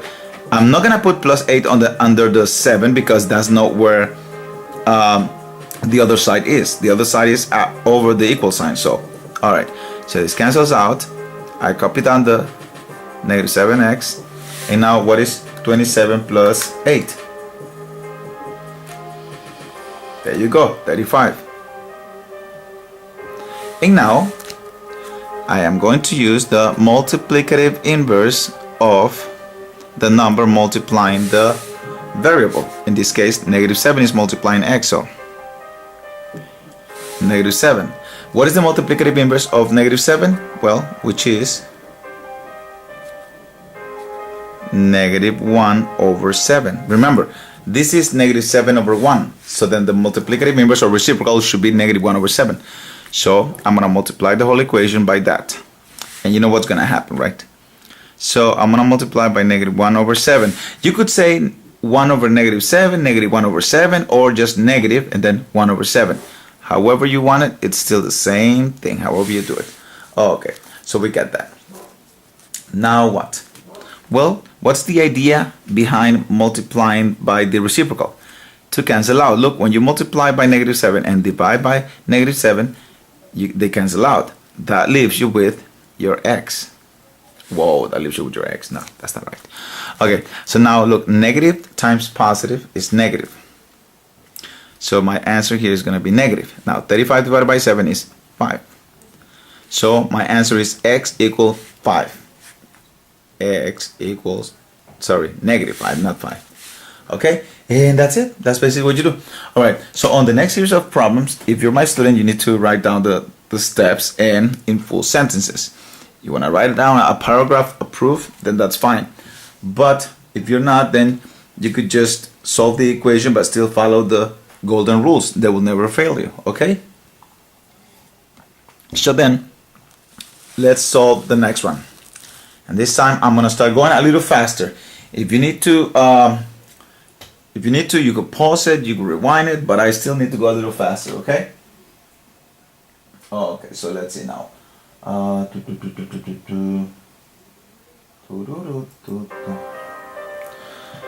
All right, so let's see now. What you write in here is your action plan. So I start with, do I have distributive property? No. Do I have fractions? No. Do I have like terms on the same side of the equation? Yes. 5x and 7x. So I'm going to combine them so they become 12x. And now I continue. You see, once you get the hang of it, you could skip the steps because you will already know what to do. All right, so then do I have variables on both sides? No. Do I have additive inverse? I don't see any number being increased or decreased by the variable. So then the next one is the multiplicative inverse. Yes, of 12. I know what you can say. Beker, why don't we just divide by 12 on both sides? Definitely we can divide by 12 on both sides, but once again, for the purposes being, I need you to use the multiplicative inverse the way it's supposed to be used. Okay, so now remember, the idea behind the multiplicative inverse is to cancel it out, and we already seen that 1 times 12x is 12x over, or if you want to put a 1 under here, it's fine. 1 times 12x is 12x, and 12 times 1 is 12. Okay, and then on the other side, 72 times 1 is 72 over 12. You see that? That's basically what you were telling me. Divide both sides by 12. But once again, the idea behind dividing by 12 on both sides is because you use your multiplicative inverse. I know it sounds corny, I know it's bothersome, but hey, what can I do? Anyways, I don't know what 72 divided by 12 is, so 6. Oh, okay. We got that, right? Cool then. Alright, let's go here. So what do I have? I have this equation, and now I have to figure what to do. So once again, what is the first rule that you have to look for? Correct. Is there a distributive property? And you write it down right here, okay? You see, write down your action plan. Even if you are not my student, you could write it on a loose leaf or whatever. Alright, so distributive property, yes, I see a number followed by parentheses. Therefore, I have to multiply. You see, there is no plus or minus here, so that means multiplication.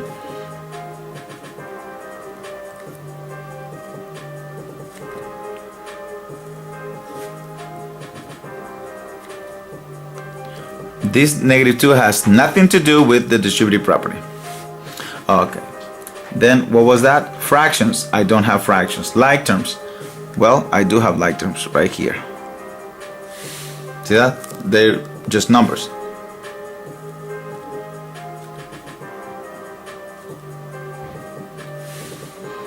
Variables on both sides? No. Okay. Additive inverse. Well, is there a plus or a minus between the letter and a number? In other words, is the x being increased by a number? Yeah, it's been increased by 6. Oh, okay, so use the additive inverse of 6.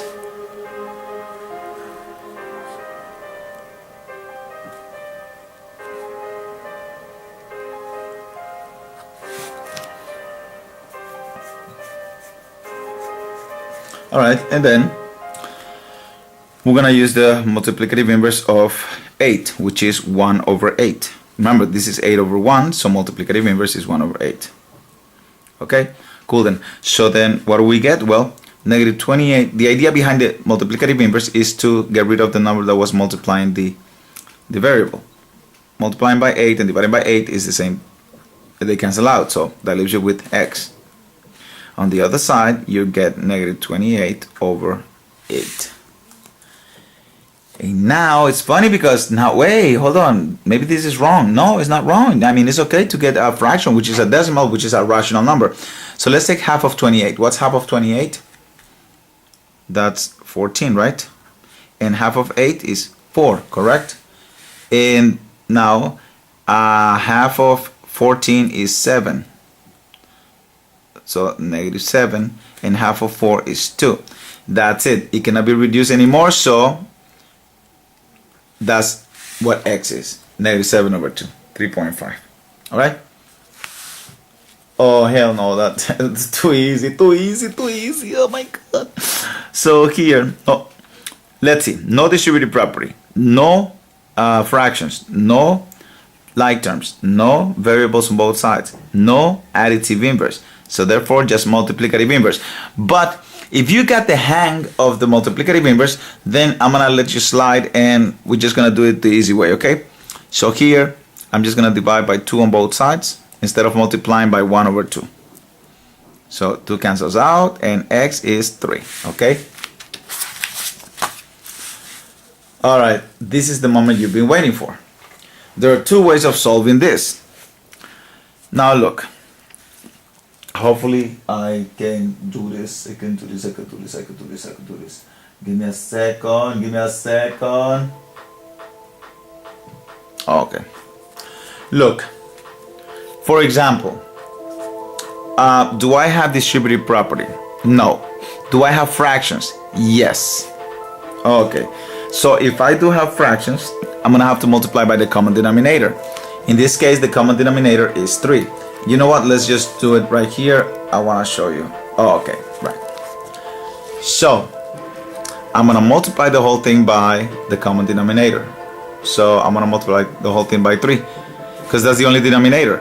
Okay, so let's see now. If I multiply by the common denominator, I'm multiplying by 3. So 3 times 2 is 6. Equals to 12. Now 6 divided by 3 is 2. And we still have the x, right? And now we divide both sides by 2. And this is 6. If you didn't follow, oh shoot, sorry. Okay, that's better. If you didn't follow right now, then just write down the rules and do it the way I've been teaching you. Once you get the hang of it, then you could start doing it this method. All right, so what happens is that I didn't have any distributive property, but I had fractions, so I multiplied by the common denominator. So I did, and it came out to be 2x equal 12. Then of course I went down through the other rules. Like terms, no. Variables on both sides, no. Additive inverse, no. Multiplicative inverse, yes I do, because I do have a number multiplying the x, but since we want to be lazy, I just divided by 2, because that's the idea behind the multiplicative inverse. Okay, it will cancel the number and it will basically provide us with the answer. All right then, the other way I wanted to do it is the following. So I'm going to rewrite the equation. 2/3 x equal 4. Let's say I forget about fractions. Let's say I went to distributive property, then fractions, and I forgot, and I said like terms, then I said variables on both sides, no. Additive inverse, no. Then guess what? If the equation is as simple as this one, and I got to the last step, which is the multiplicative inverse, then look what happens when I use the multiplicative inverse. Well, what is the multiplicative inverse? Well, of 2 over 3 must be 3 over 2. Okay, and now watch what happens. Multiplying by 3 and dividing by 3 cancel out. Multiplying by 2 and dividing by 2 cancel out. In other words, 3 times 2 is 6. 2 times 3 is 6. So 6 divided by 6 is 1. 1 what? 1x. And now 4 times 3 is 12. Divided by 2? 6. Same thing. So that's why I always urge you, like sometimes you forget about the fractions and you end up with a fraction on the variable that you want. Then guess what? The multiplicative inverse will bail you out. All right, so now you know something that I hadn't explained before. All right, so let's move on to the next one. Once again, look at this. Simple fraction, okay? I could use all the rules. I could say, okay, do I have distributive property? No. Do I have fractions? And I could say yes, but look at the format. It looks like the other equation. A fraction x equals a number. A fraction x equals a number. So I could just multiply, okay, 4 over 7x equals 4. I could just multiply by the reciprocal or multiplicative inverse of this one. You see that? Boom, boom, boom, boom. So now please, I don't want to confuse you. If you start to get confused, then use the method with all the rules and follow them, okay, tip to toe. All right, so 7 times 4 is 28, 4 times 7 is 28, they cancel out, leaves you with x, right? Okay, now multiplying by 4 and dividing by 4, they cancel, that means they become 1. 1 times 7 is 7, simple as that. Of course, now I give you the golden rules, blah blah blah blah blah blah blah. You already know. You know what? If you're not my students, I'll put them right here so you could read them.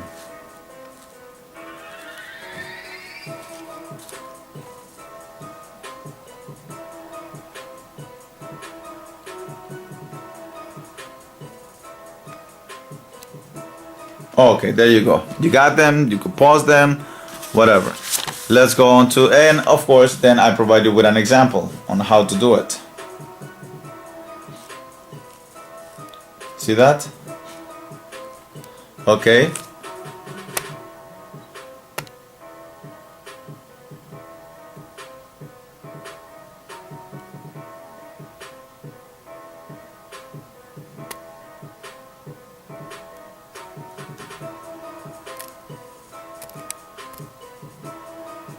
Cool then. So you see, distributive property, yes, and I give you the example right here. Then I solve it. At this point, you already know what's going on. I'm just showing you the example.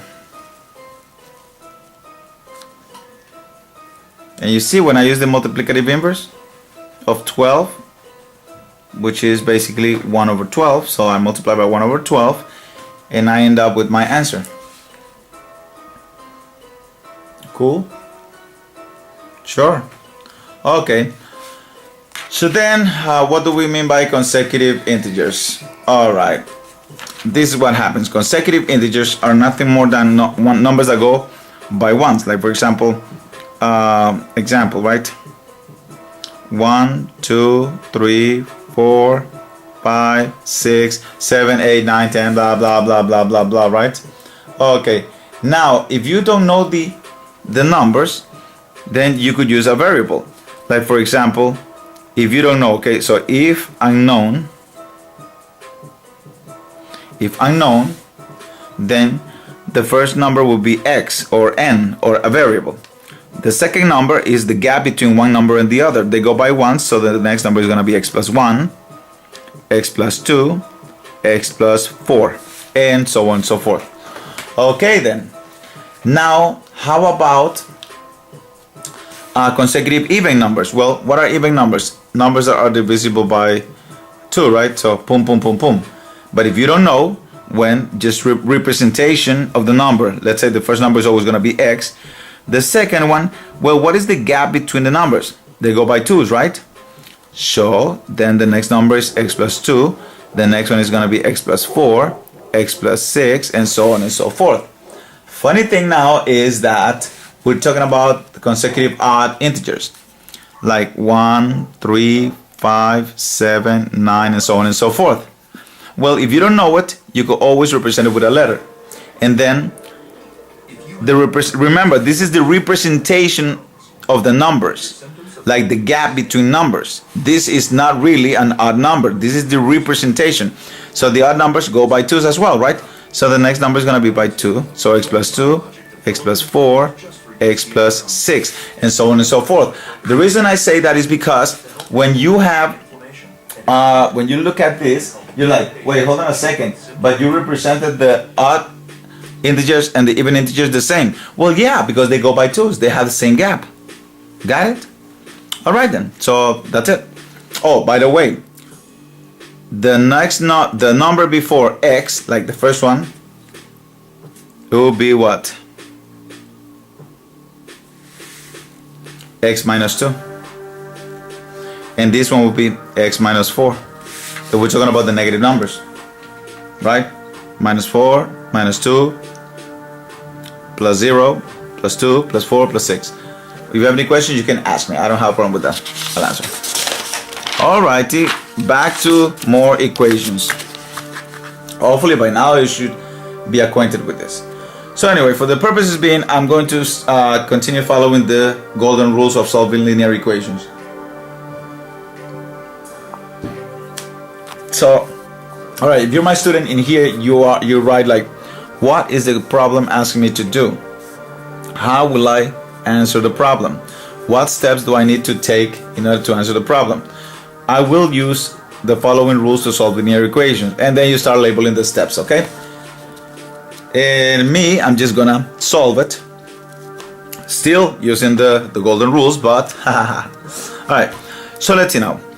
Do I have distributive property here? Yes. So then negative 3 times 2 is negative 6, and negative 3 times x is negative 3x, which is minus 3x. The negative 5 is not part of this, so minus 5 equals 22. And then I am going to go on to the next rule. Okay, so the first one was distributive property. The second one is fractions. The third one is like terms. Like terms, not like i's. The fourth one is variables on both sides. The fifth one is additive inverse. The sixth one is multiplicative inverse or reciprocal. So you see, I write them all down. It doesn't mean that I'm going to use them all. So distributive property, check. Okay, so yes, there was. Fractions, no. So no. Like terms on the same side. Well, this is one of the sides. So are there like terms? Yes, I have negative 6 and I have negative 5. So that makes it negative 11, right? Minus 3x. And then equal 22. Now, variables on both sides? Nope, nope, nope, nope, nope. Then do I have additive inverse? Well, think about it. you have negative 3 times x. That is not additive inverse. Is x being decreased or increased by something? Sure. X is being decreased by 11. Remember, this is not the sign for this number. This is the sign for this number. If you want me to rewrite it in a different way, I'll do it. I'll put the negative 3x first and then the minus 11 later. Alright, so now you could see that x has been decreased by 11. So I'm going to use the additive inverse of 11. By now you must be tired. You must be saying, yeah, okay, I got the hang of this. I'm Gucci with this. And now I'm going to use the multiplicative inverse of negative 3. I know what you're saying. I could just divide by negative 3 on both sides. I get it. I perfectly get it. And at this point, if you have mastered that, then you're more than welcome to do so. Me, I'm going to still use the multiplicative inverse of negative 3. Remember, this is negative 3 over 1. So that means that I'm going to have to use 1 over negative 3 or negative 1 over 3. It doesn't matter. The thing is that it has to be negative. See that? I know. You asking me, Becker, which one is negative, the 1 or the 3? It doesn't matter which one. In a negative fraction, one has to be positive and the other one has to be negative. Or one negative and the other one positive. So that's why when it's like that, you just put the negative in the middle, like where the division of the fraction is, okay, between the numerator and the denominator, and it's still negative. So anyways, let's go back. So negative times negative is positive, right? And anyways, what is the idea behind the reciprocal or the multiplicative inverse? To cancel out the numbers and leave you with the variable that you want. Okay, positive times negative is negative. 33 times 1 is 33 over 3. So 33 divided by 3 is 11. And boom, we got it.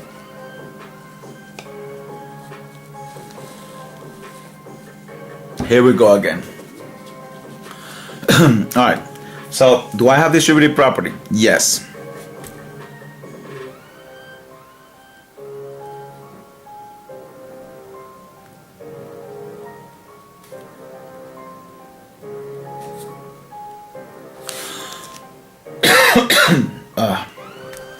Too much talking.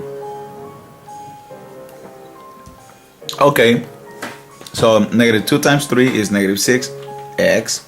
Negative 2 times negative 2 is positive 4. Then plus 4x equals 11. Do I have fractions? No. Do I have like terms? Maybe. Okay, so those are the like terms. Cool then. So negative 6x plus 4x is negative 2x, and then plus 4 equal 11. Now, do I have variables on both sides? No. Additive inverse? Yes. Look, the x is being increased by 4. So I'm going to use the additive inverse of positive 4, which is negative 4, and we get negative 2x. This cancels out. 11 minus 4 is, I have no idea, 7. And now I am going to use the multiplicative inverse of that, which is what? Negative 2 over 1, so it should be 1 over negative 2, right? Or negative, and then in between the fraction, like that. Alright, so the idea is that when you divide and multiply by the same number, they cancel out, so that's 1x, so x. And now, positive times negative, negative. 7 times 1, 7. Divided by 2 is negative 7 over 2. I know what you're thinking. Yeah, but that's negative 3.5. Yeah, but this is high school. Just leave it as a fraction, okay? Don't worry about it. All right, let's move on. All right, so as I progress, I'm going to start using, you have to justify the steps. I'm just going to solve the equation. Number 4 is focusing on sleep. You see, a lot of us put sleep by the wayside, but we have to realize that sleep is what optimizes the hormones that I just mentioned before, which therefore I keep on writing like terms as LI. It's LT. is getting the right coach. You see, it's one thing to have a coach that looks the part, but it's another thing to have a coach that looks the part, but also backs everything with science. because you don't want to end up with a coach. Okay, so I'm gonna start. What he used to get in his own good shape. You have to have someone that can understand principles for everybody and truly understand science. So if you want to learn more, I created a free full-length video that gives you the Okay, somebody, this is too much talking. What's going on here? that I mentioned. Man, what happened to my video that I had? It was nice, OD nice. Stuff just flat.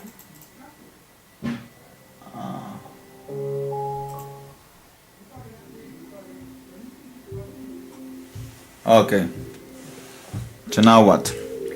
I'm gonna go straight to no fractions. Like terms. Okay. 14 plus 11.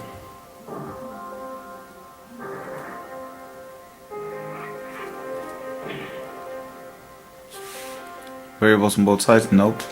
Additive inverse? Yes. The additive inverse is not the 21, guys. It's the 25. Negative 21x is being increased by 25. So I'm going to use the additive inverse of 25, which is negative 25.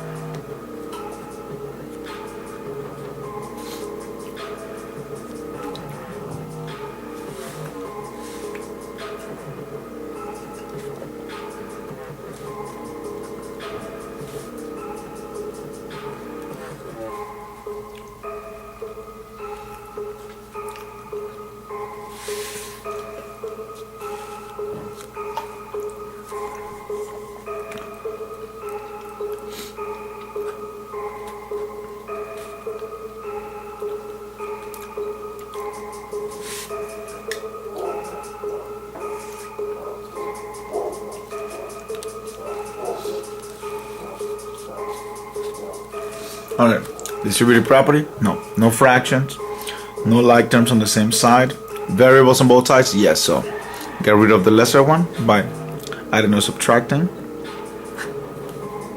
4x minus 1x, 3x, bring down the 5. Then we have additive inverse here.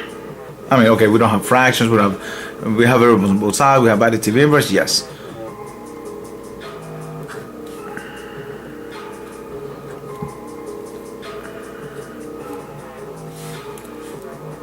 And now, the moment you've been waiting for. I'm gonna use the multiplicative inverse, but I already know that I use the multiplicative inverse, or I could just divide by 3 on both sides. Yes, but then again, from here I could just say the following. 3 times what is 12? 4. See that? We know we're gonna divide, so x is 4. We still have to write the steps though. Alright, here we go again. So anyway, so this is basically for my students, and this is basically the Socratic the academic discourse. Write down the names of the people in your group, okay, and start asking questions to the speaker to see how do you tackle this problem. What do you see? You see fractions. Is there a way to solve it? How would you do it? Okay.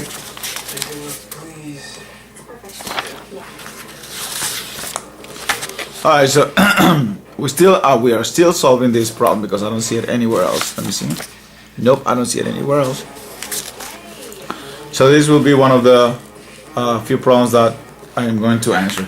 But first, take a minute to figure out what you need to do, okay?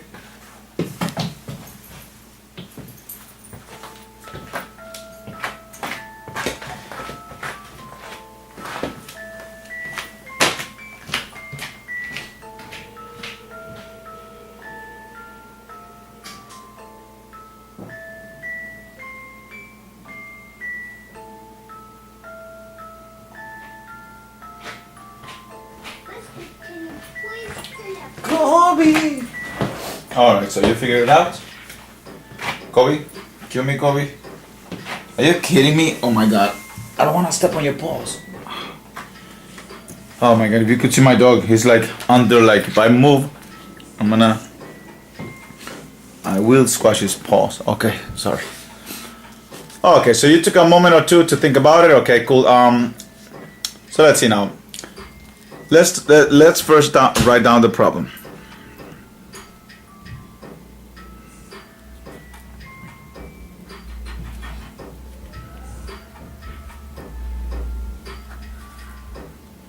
Alright, so that's the problem.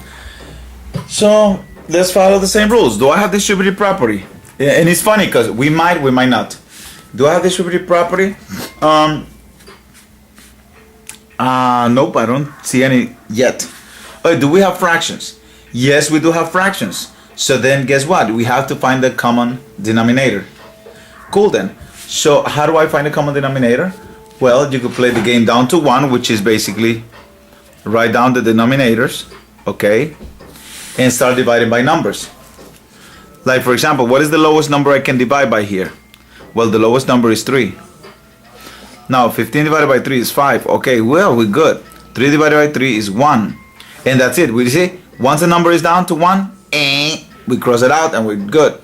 Now 5 divided by 3 cannot evenly go into 3, so then we just write down the 5. Then what is the next lowest number we can divide by? Definitely not 3, definitely not 4, but 5. 5 divided by 5 is 1. 5 divided by 5 is 1. And now our common denominator is the multiplication here, which is basically 15. Okay, so what am I going to do with that common denominator? I'm going to multiply the whole equation by that common denominator. So let's see now. 15 times 2x divided by 5, right? That's how you read it. 15 times 2x divided by 5. Or if you want to put a 1 under, then you could do 15 times 2x and 1 times 5. What's up? Hi. Hi. So then, this is not a negative, okay? So let's see. 15 times 2x is 30x over 5, correct? Then, oh my God, look, we're on the second step, which is fractions, but all of a sudden, now we got distributive property all over again. Why? Because we have to multiply the whole equation by the common denominator. So we already multiplied by this, now I'm gonna multiply by this one right here. So 15 times 1 is 15, and it's positive, so 15 times 1 is 15 over 3, right? And then here guys, I could multiply by 15 here. You know what, let me do it. I'm gonna show you two different ways of solving this problem. This is the hard way. 15 times 7, right? 15 times 7 is 105, so this is 105 x, okay, minus 30, okay, over 15. All right, now this is one of the processes that you won't have to do in the future if you just follow my lead. So anyway, so let's basically simplify this. 30 divided by 5 is 6x. Then 15 divided by 3 is 5. And then 105x minus 30 divided by 15. 105 divided by 15 is 7. So we have 7x. And then minus 30 divided by 15 is negative 2. Okay, what do you notice? When I simplify this, I ended up with this one. Why? Remember what I said? When you multiply and divide by the same number, they cancel out. So you would have been left with 7x minus 2. Here, it would have been easier to, instead of multiply by top and divide by bottom, we started with the division in the bottom. Look, 15 divided by 5 is 3. Times 2, 6. 15 divided by 3 is 5. Times 1, 5. So hopefully you understand that, so in the future you could apply it. All right. So now I did distributive property, I did fractions. Do I have like terms? Nope. Nope. Do I have variables on both sides? Yes. So get rid of the lesser one.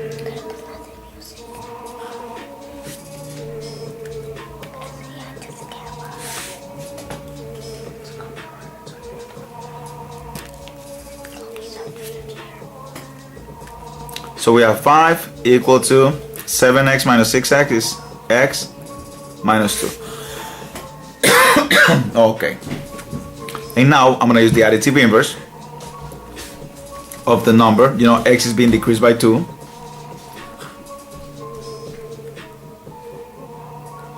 And now x is, oh my God. See, I need to move the camera and look at the camera. All right, so we have 5 plus 2 is 7. This cancels out, so x equals 7. As simple as that. So you see, we just turn a really difficult equation into something easy by following the golden rules. All right then. Let's see now.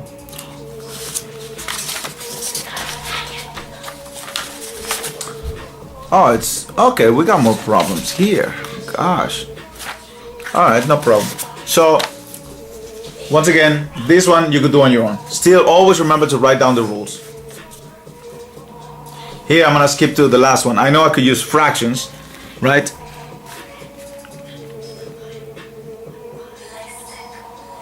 I could use the property, the second rule, the second golden rule that reads fractions. But I'm just gonna skip to the multiplicative inverse, if you know what I mean. Because there's only, look, one number multiplying the variable equaling to another number, so that should be easy. There is no other operation like a plus or minus, so then we're good. So multiplicative inverse of negative 1 over 3 is negative 3 over 1, right?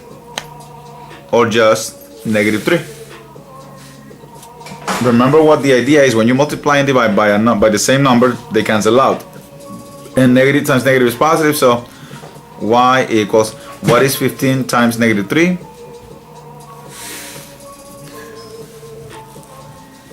Oh, you didn't copy, I'm sorry. Okay. And here you write down the steps. Okay, let's continue with this. Okay, I don't like this crazy. Alright, so we are going to solve this problem. I had written something previously over here, so I'm going to explain what is it that I'm doing. So here I said, okay, distributive property, no. Then I said, do I have fractions? And I said, yes, look, fractions. So then I'm gonna find the common denominator. So I put the two denominators here and I said, what is the lowest number I can divide by? And I put a 2 here. So 4 divided by 2 is 2. 6 divided by 2 is 3. Ah, okay. And then what? Then again I said, what is the next lowest number I can divide by? And then I said, wait, I can still divide by 2. So I divided by 2. 2 divided by 2 is 1. So hey, I'm done with this. And then 3 divided by 2 is, wait, 3 cannot be divided by 2. So I just copy it down again. Now, what is the next lowest number I can divide by? Well, I can divide by 3. Look, 3 divided by 3 is 1. So, boom, I'm done with it. That's great. So now, I have to multiply this and I find my common denominator. Although I already knew that my common denominator was going to be 12. Look, 2 times 2 is 4, times 3 is 12. So I am going to multiply the whole thing by 12. Okay? Remember, I'm multiplying by the top and dividing by the bottom. But it's easier to start dividing. Okay, look, multiply by top, divide by bottom. It's always the case. So let's see now. 12 times 5 is 60, and then divided by 6, you see? So then it's easier to say 12 divided by 6 is 2. Times negative 5 is negative 10. X. See how easy it was? And now 12 divided by 4 is 3, times 3, 9. I could have said 12 times 3 is 36 divided by 4, and then I would have to guess, and then, I mean not guess but think, and then I said 9. Alright, now I'm going to use the multiplicative inverse. So, because there's a number multiplying the variable, so multiplicative inverse of negative 10 would be negative 1 over 10, or 1 over negative 10, however you want to look at it. Like that. Alright. Remember, negative times negative is positive, and the idea behind using the multiplicative inverse is to eliminate the number on the variable. Alright, so multiply by top, divide by bottom, so 9 times 1 is 9 over, I get 10, right? I guess 10. Now, positive times negative is negative, so we're done with this. Remember, you gotta write the steps over here. Alright, let's move on. Alright, here, a plain side, I know I have like terms on the same side, so that's exactly what I'm going to tackle. So 2 plus 3 is 5, 5 minus 7 is negative 2.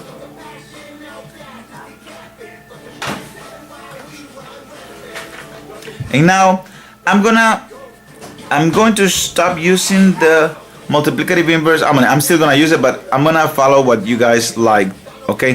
Which is basically divide by negative 2 on both sides.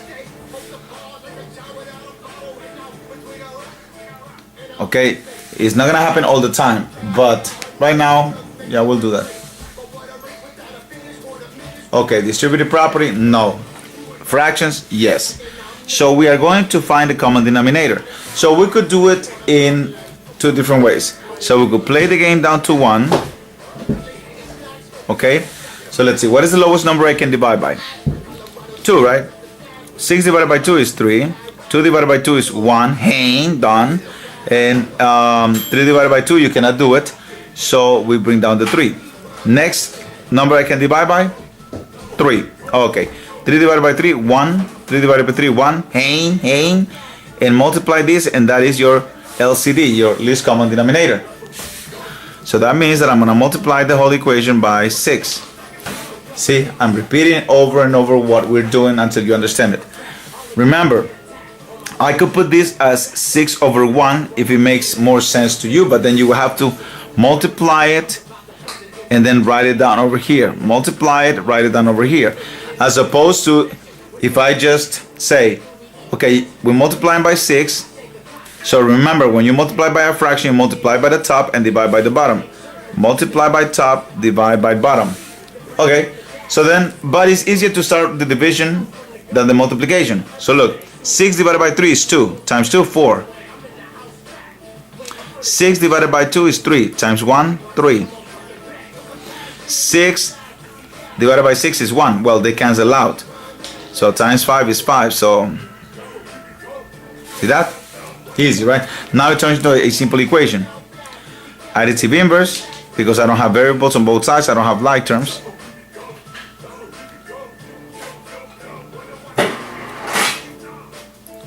What in the world did you just do, Becker? Well, I use the multiplicative inverse of 4, which is 1 over 4. 1 over 4. Okay. Well, then I said, okay, 4 times 1 is 4, divided by 4 is 1. Or 4 divided by 4 is 1, times 1 is 1. Or I just said when I use the multiplicative inverse on a number, they cancel each other. So that leaves you with x. And then 2 times 1 is 2 over 4. But 2 over 4 is the same thing as 1/2. Bam! Saving paper, saving 1 tree at a time. Let's see how much do I have left. And this was a long lesson, oh my god. Alright, so by now you should be acquainted with this. That's it. Distributive property, no. Fractions, yes. So I want to get rid of this fraction because I don't really like to deal with fractions. So I'm going to multiply. What's the common denominator right now? The common denominator is 4 because that's the only denominator. So remember here, this 4 and this 4, they will cancel out. So that means that I'm left with 3x. Or look, 4 divided by 4 is 1 times 3, 3x. Plus 4 times 5 is 20.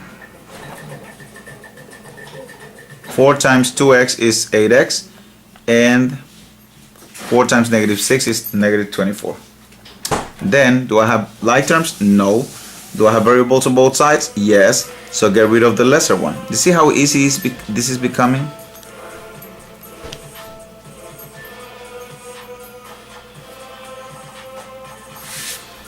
So cancel out the 3x's. 8x minus 3x is 5x. 5x. Okay. And now what? Additive inverse? Sure.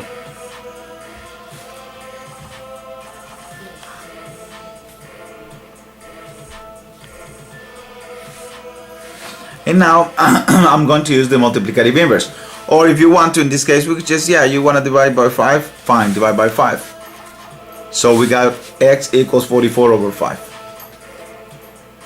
Okay.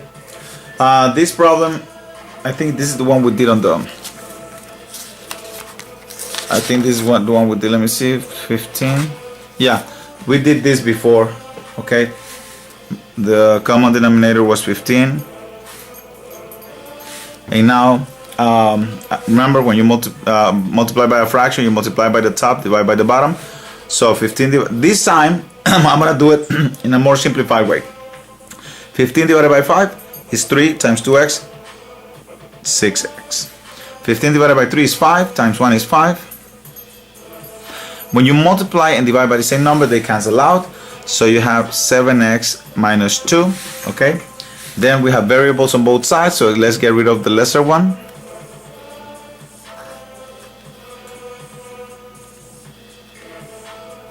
And now we use additive inverse.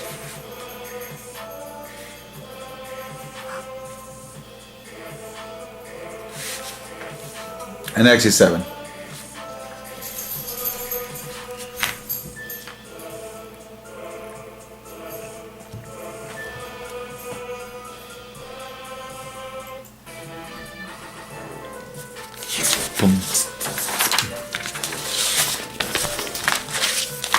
All right.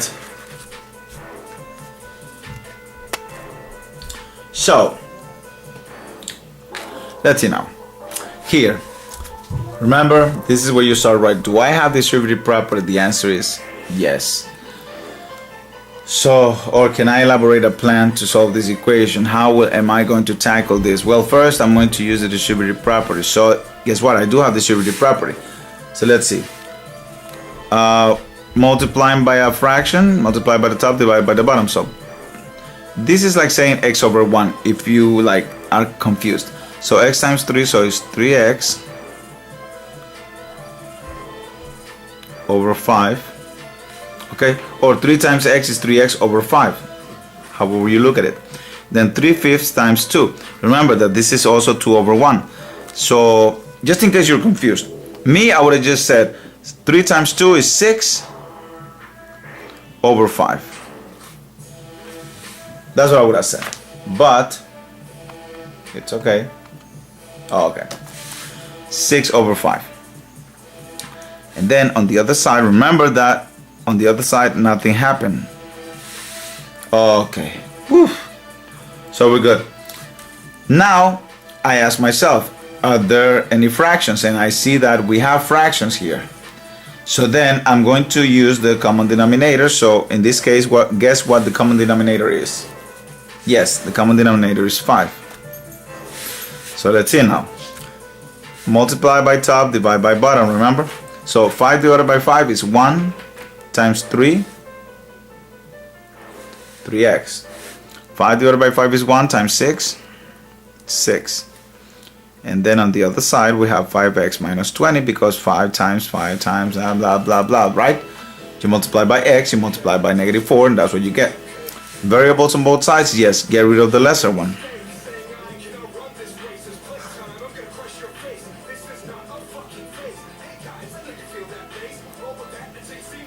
Additive inverse? Sure.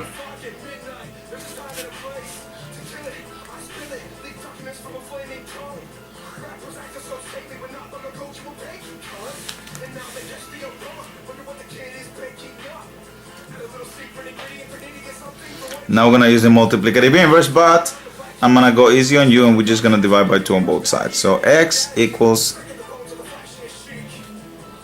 13, okay? Woo.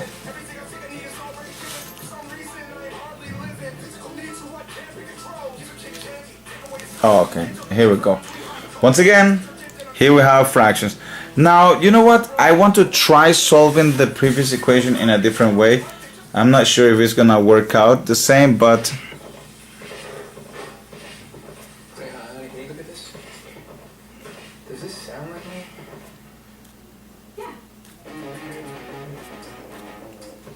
oh, okay. Let's see now. I'm watching movies. I'm watching chaga. Okay. So I want to try something. I'm not sure if this is gonna work, but if it does, then that will be a new trick to learn, right? I'm still gonna stick to my rules, but let's see now. So let's say I go and instead of saying is there distributive property, I actually say are there any fractions, and I see that there is this fraction over here. This is multiplying all this. So how about I multiply everything by 5?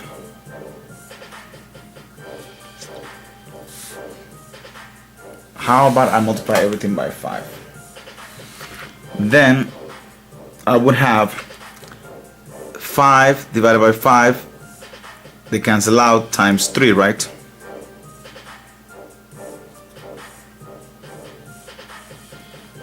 And on the other side I have 5x minus 20. So just hear me out. This is something that I'm just testing.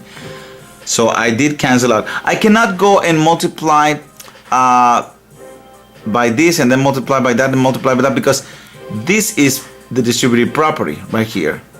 This right here was the distributive property. So I'm multiplying the whole thing by 5, but this is already gonna get multiplied by 3 over 5. So I don't have to multiply it by 5. You understand what I'm saying? It's like if I say, okay, 5 divided by 5 is 1 times 3, 3 times x. You understand what I'm saying? So by just doing it over here, you don't have to do it throughout the whole x plus 2. Now, if I use the distributive property, guess what, guys? It actually is the same. Wow. So I could have avoided using the distributive property over here and just do the fractions. Interesting. But I did have to make sure that if you know what, easy. If you want to do this in the future, you could just use the distributive property in the following way. So I did have fractions in conjunction with the distributive property, so I went like 5 divided by 5, 1. Or in other words, this 5 cancels with this one, so that only leaves 3 times x and 3 times 2. Ah, that's why. Alright, anyways, the golden rules will never fail you. Let me try this again. I'm gonna do this the regular method. Alright. And then I'm gonna try with the method that we just discovered.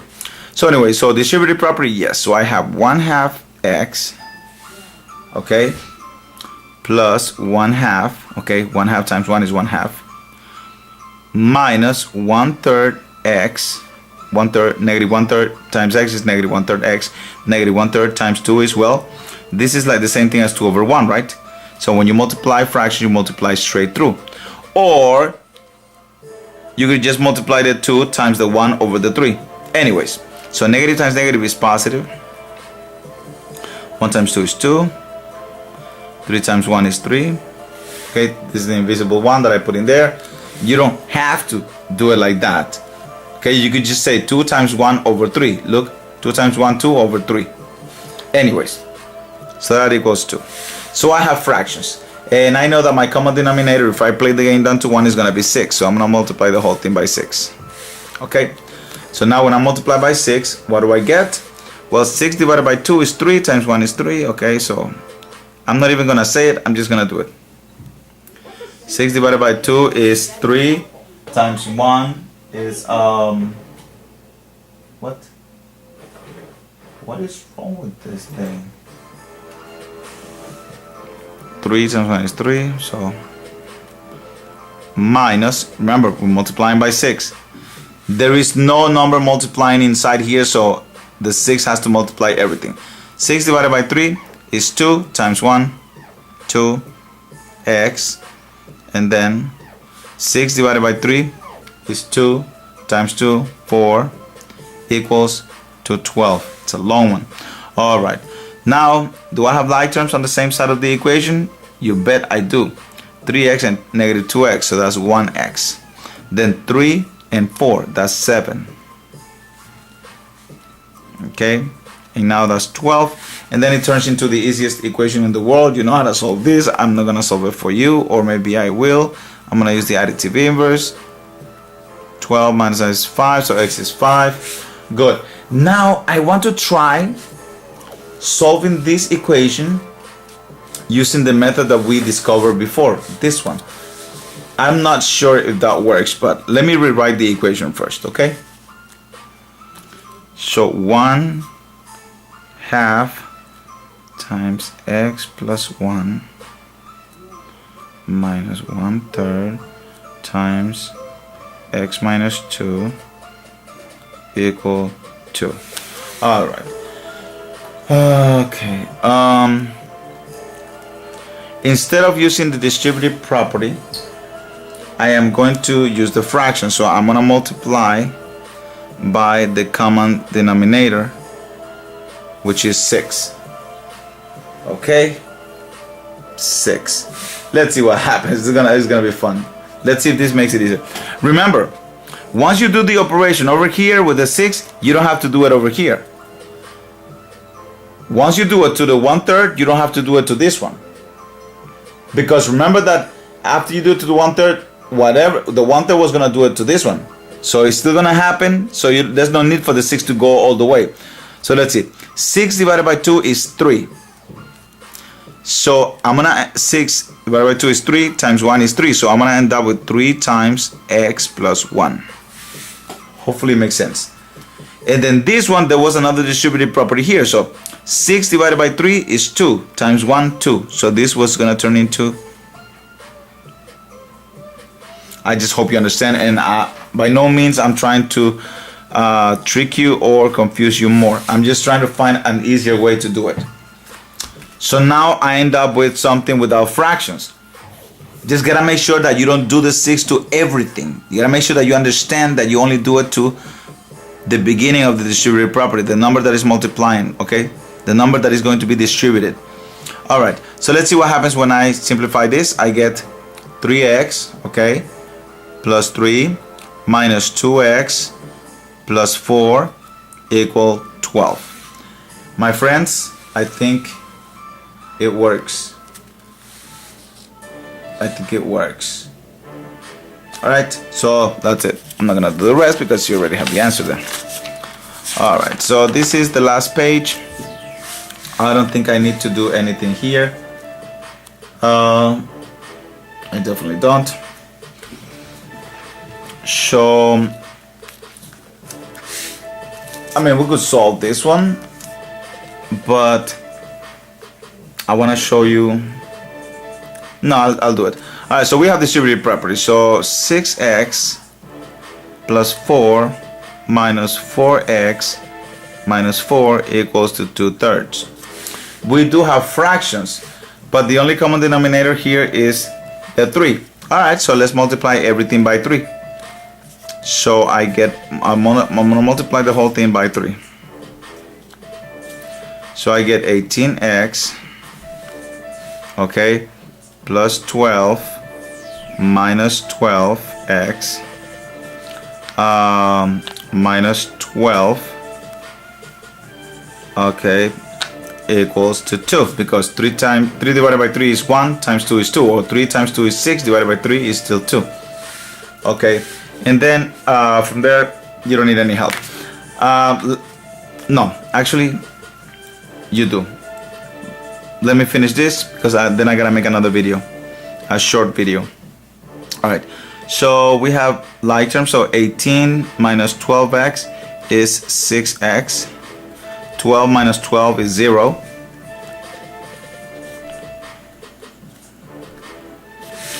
And x is 1/3. Don't ask me why, you know the rules. Boom, bada bing, bada boom, bada bum. Alright, so that's the end of this. You're on your own with the other two. I mean, I've done so many equations that right now you should be professionals at solving linear equations. And thank you all for your attention. And I'll see you on the next episode of how do we pass our common core algebra state regions, okay, or course or class, whatever. I caught you.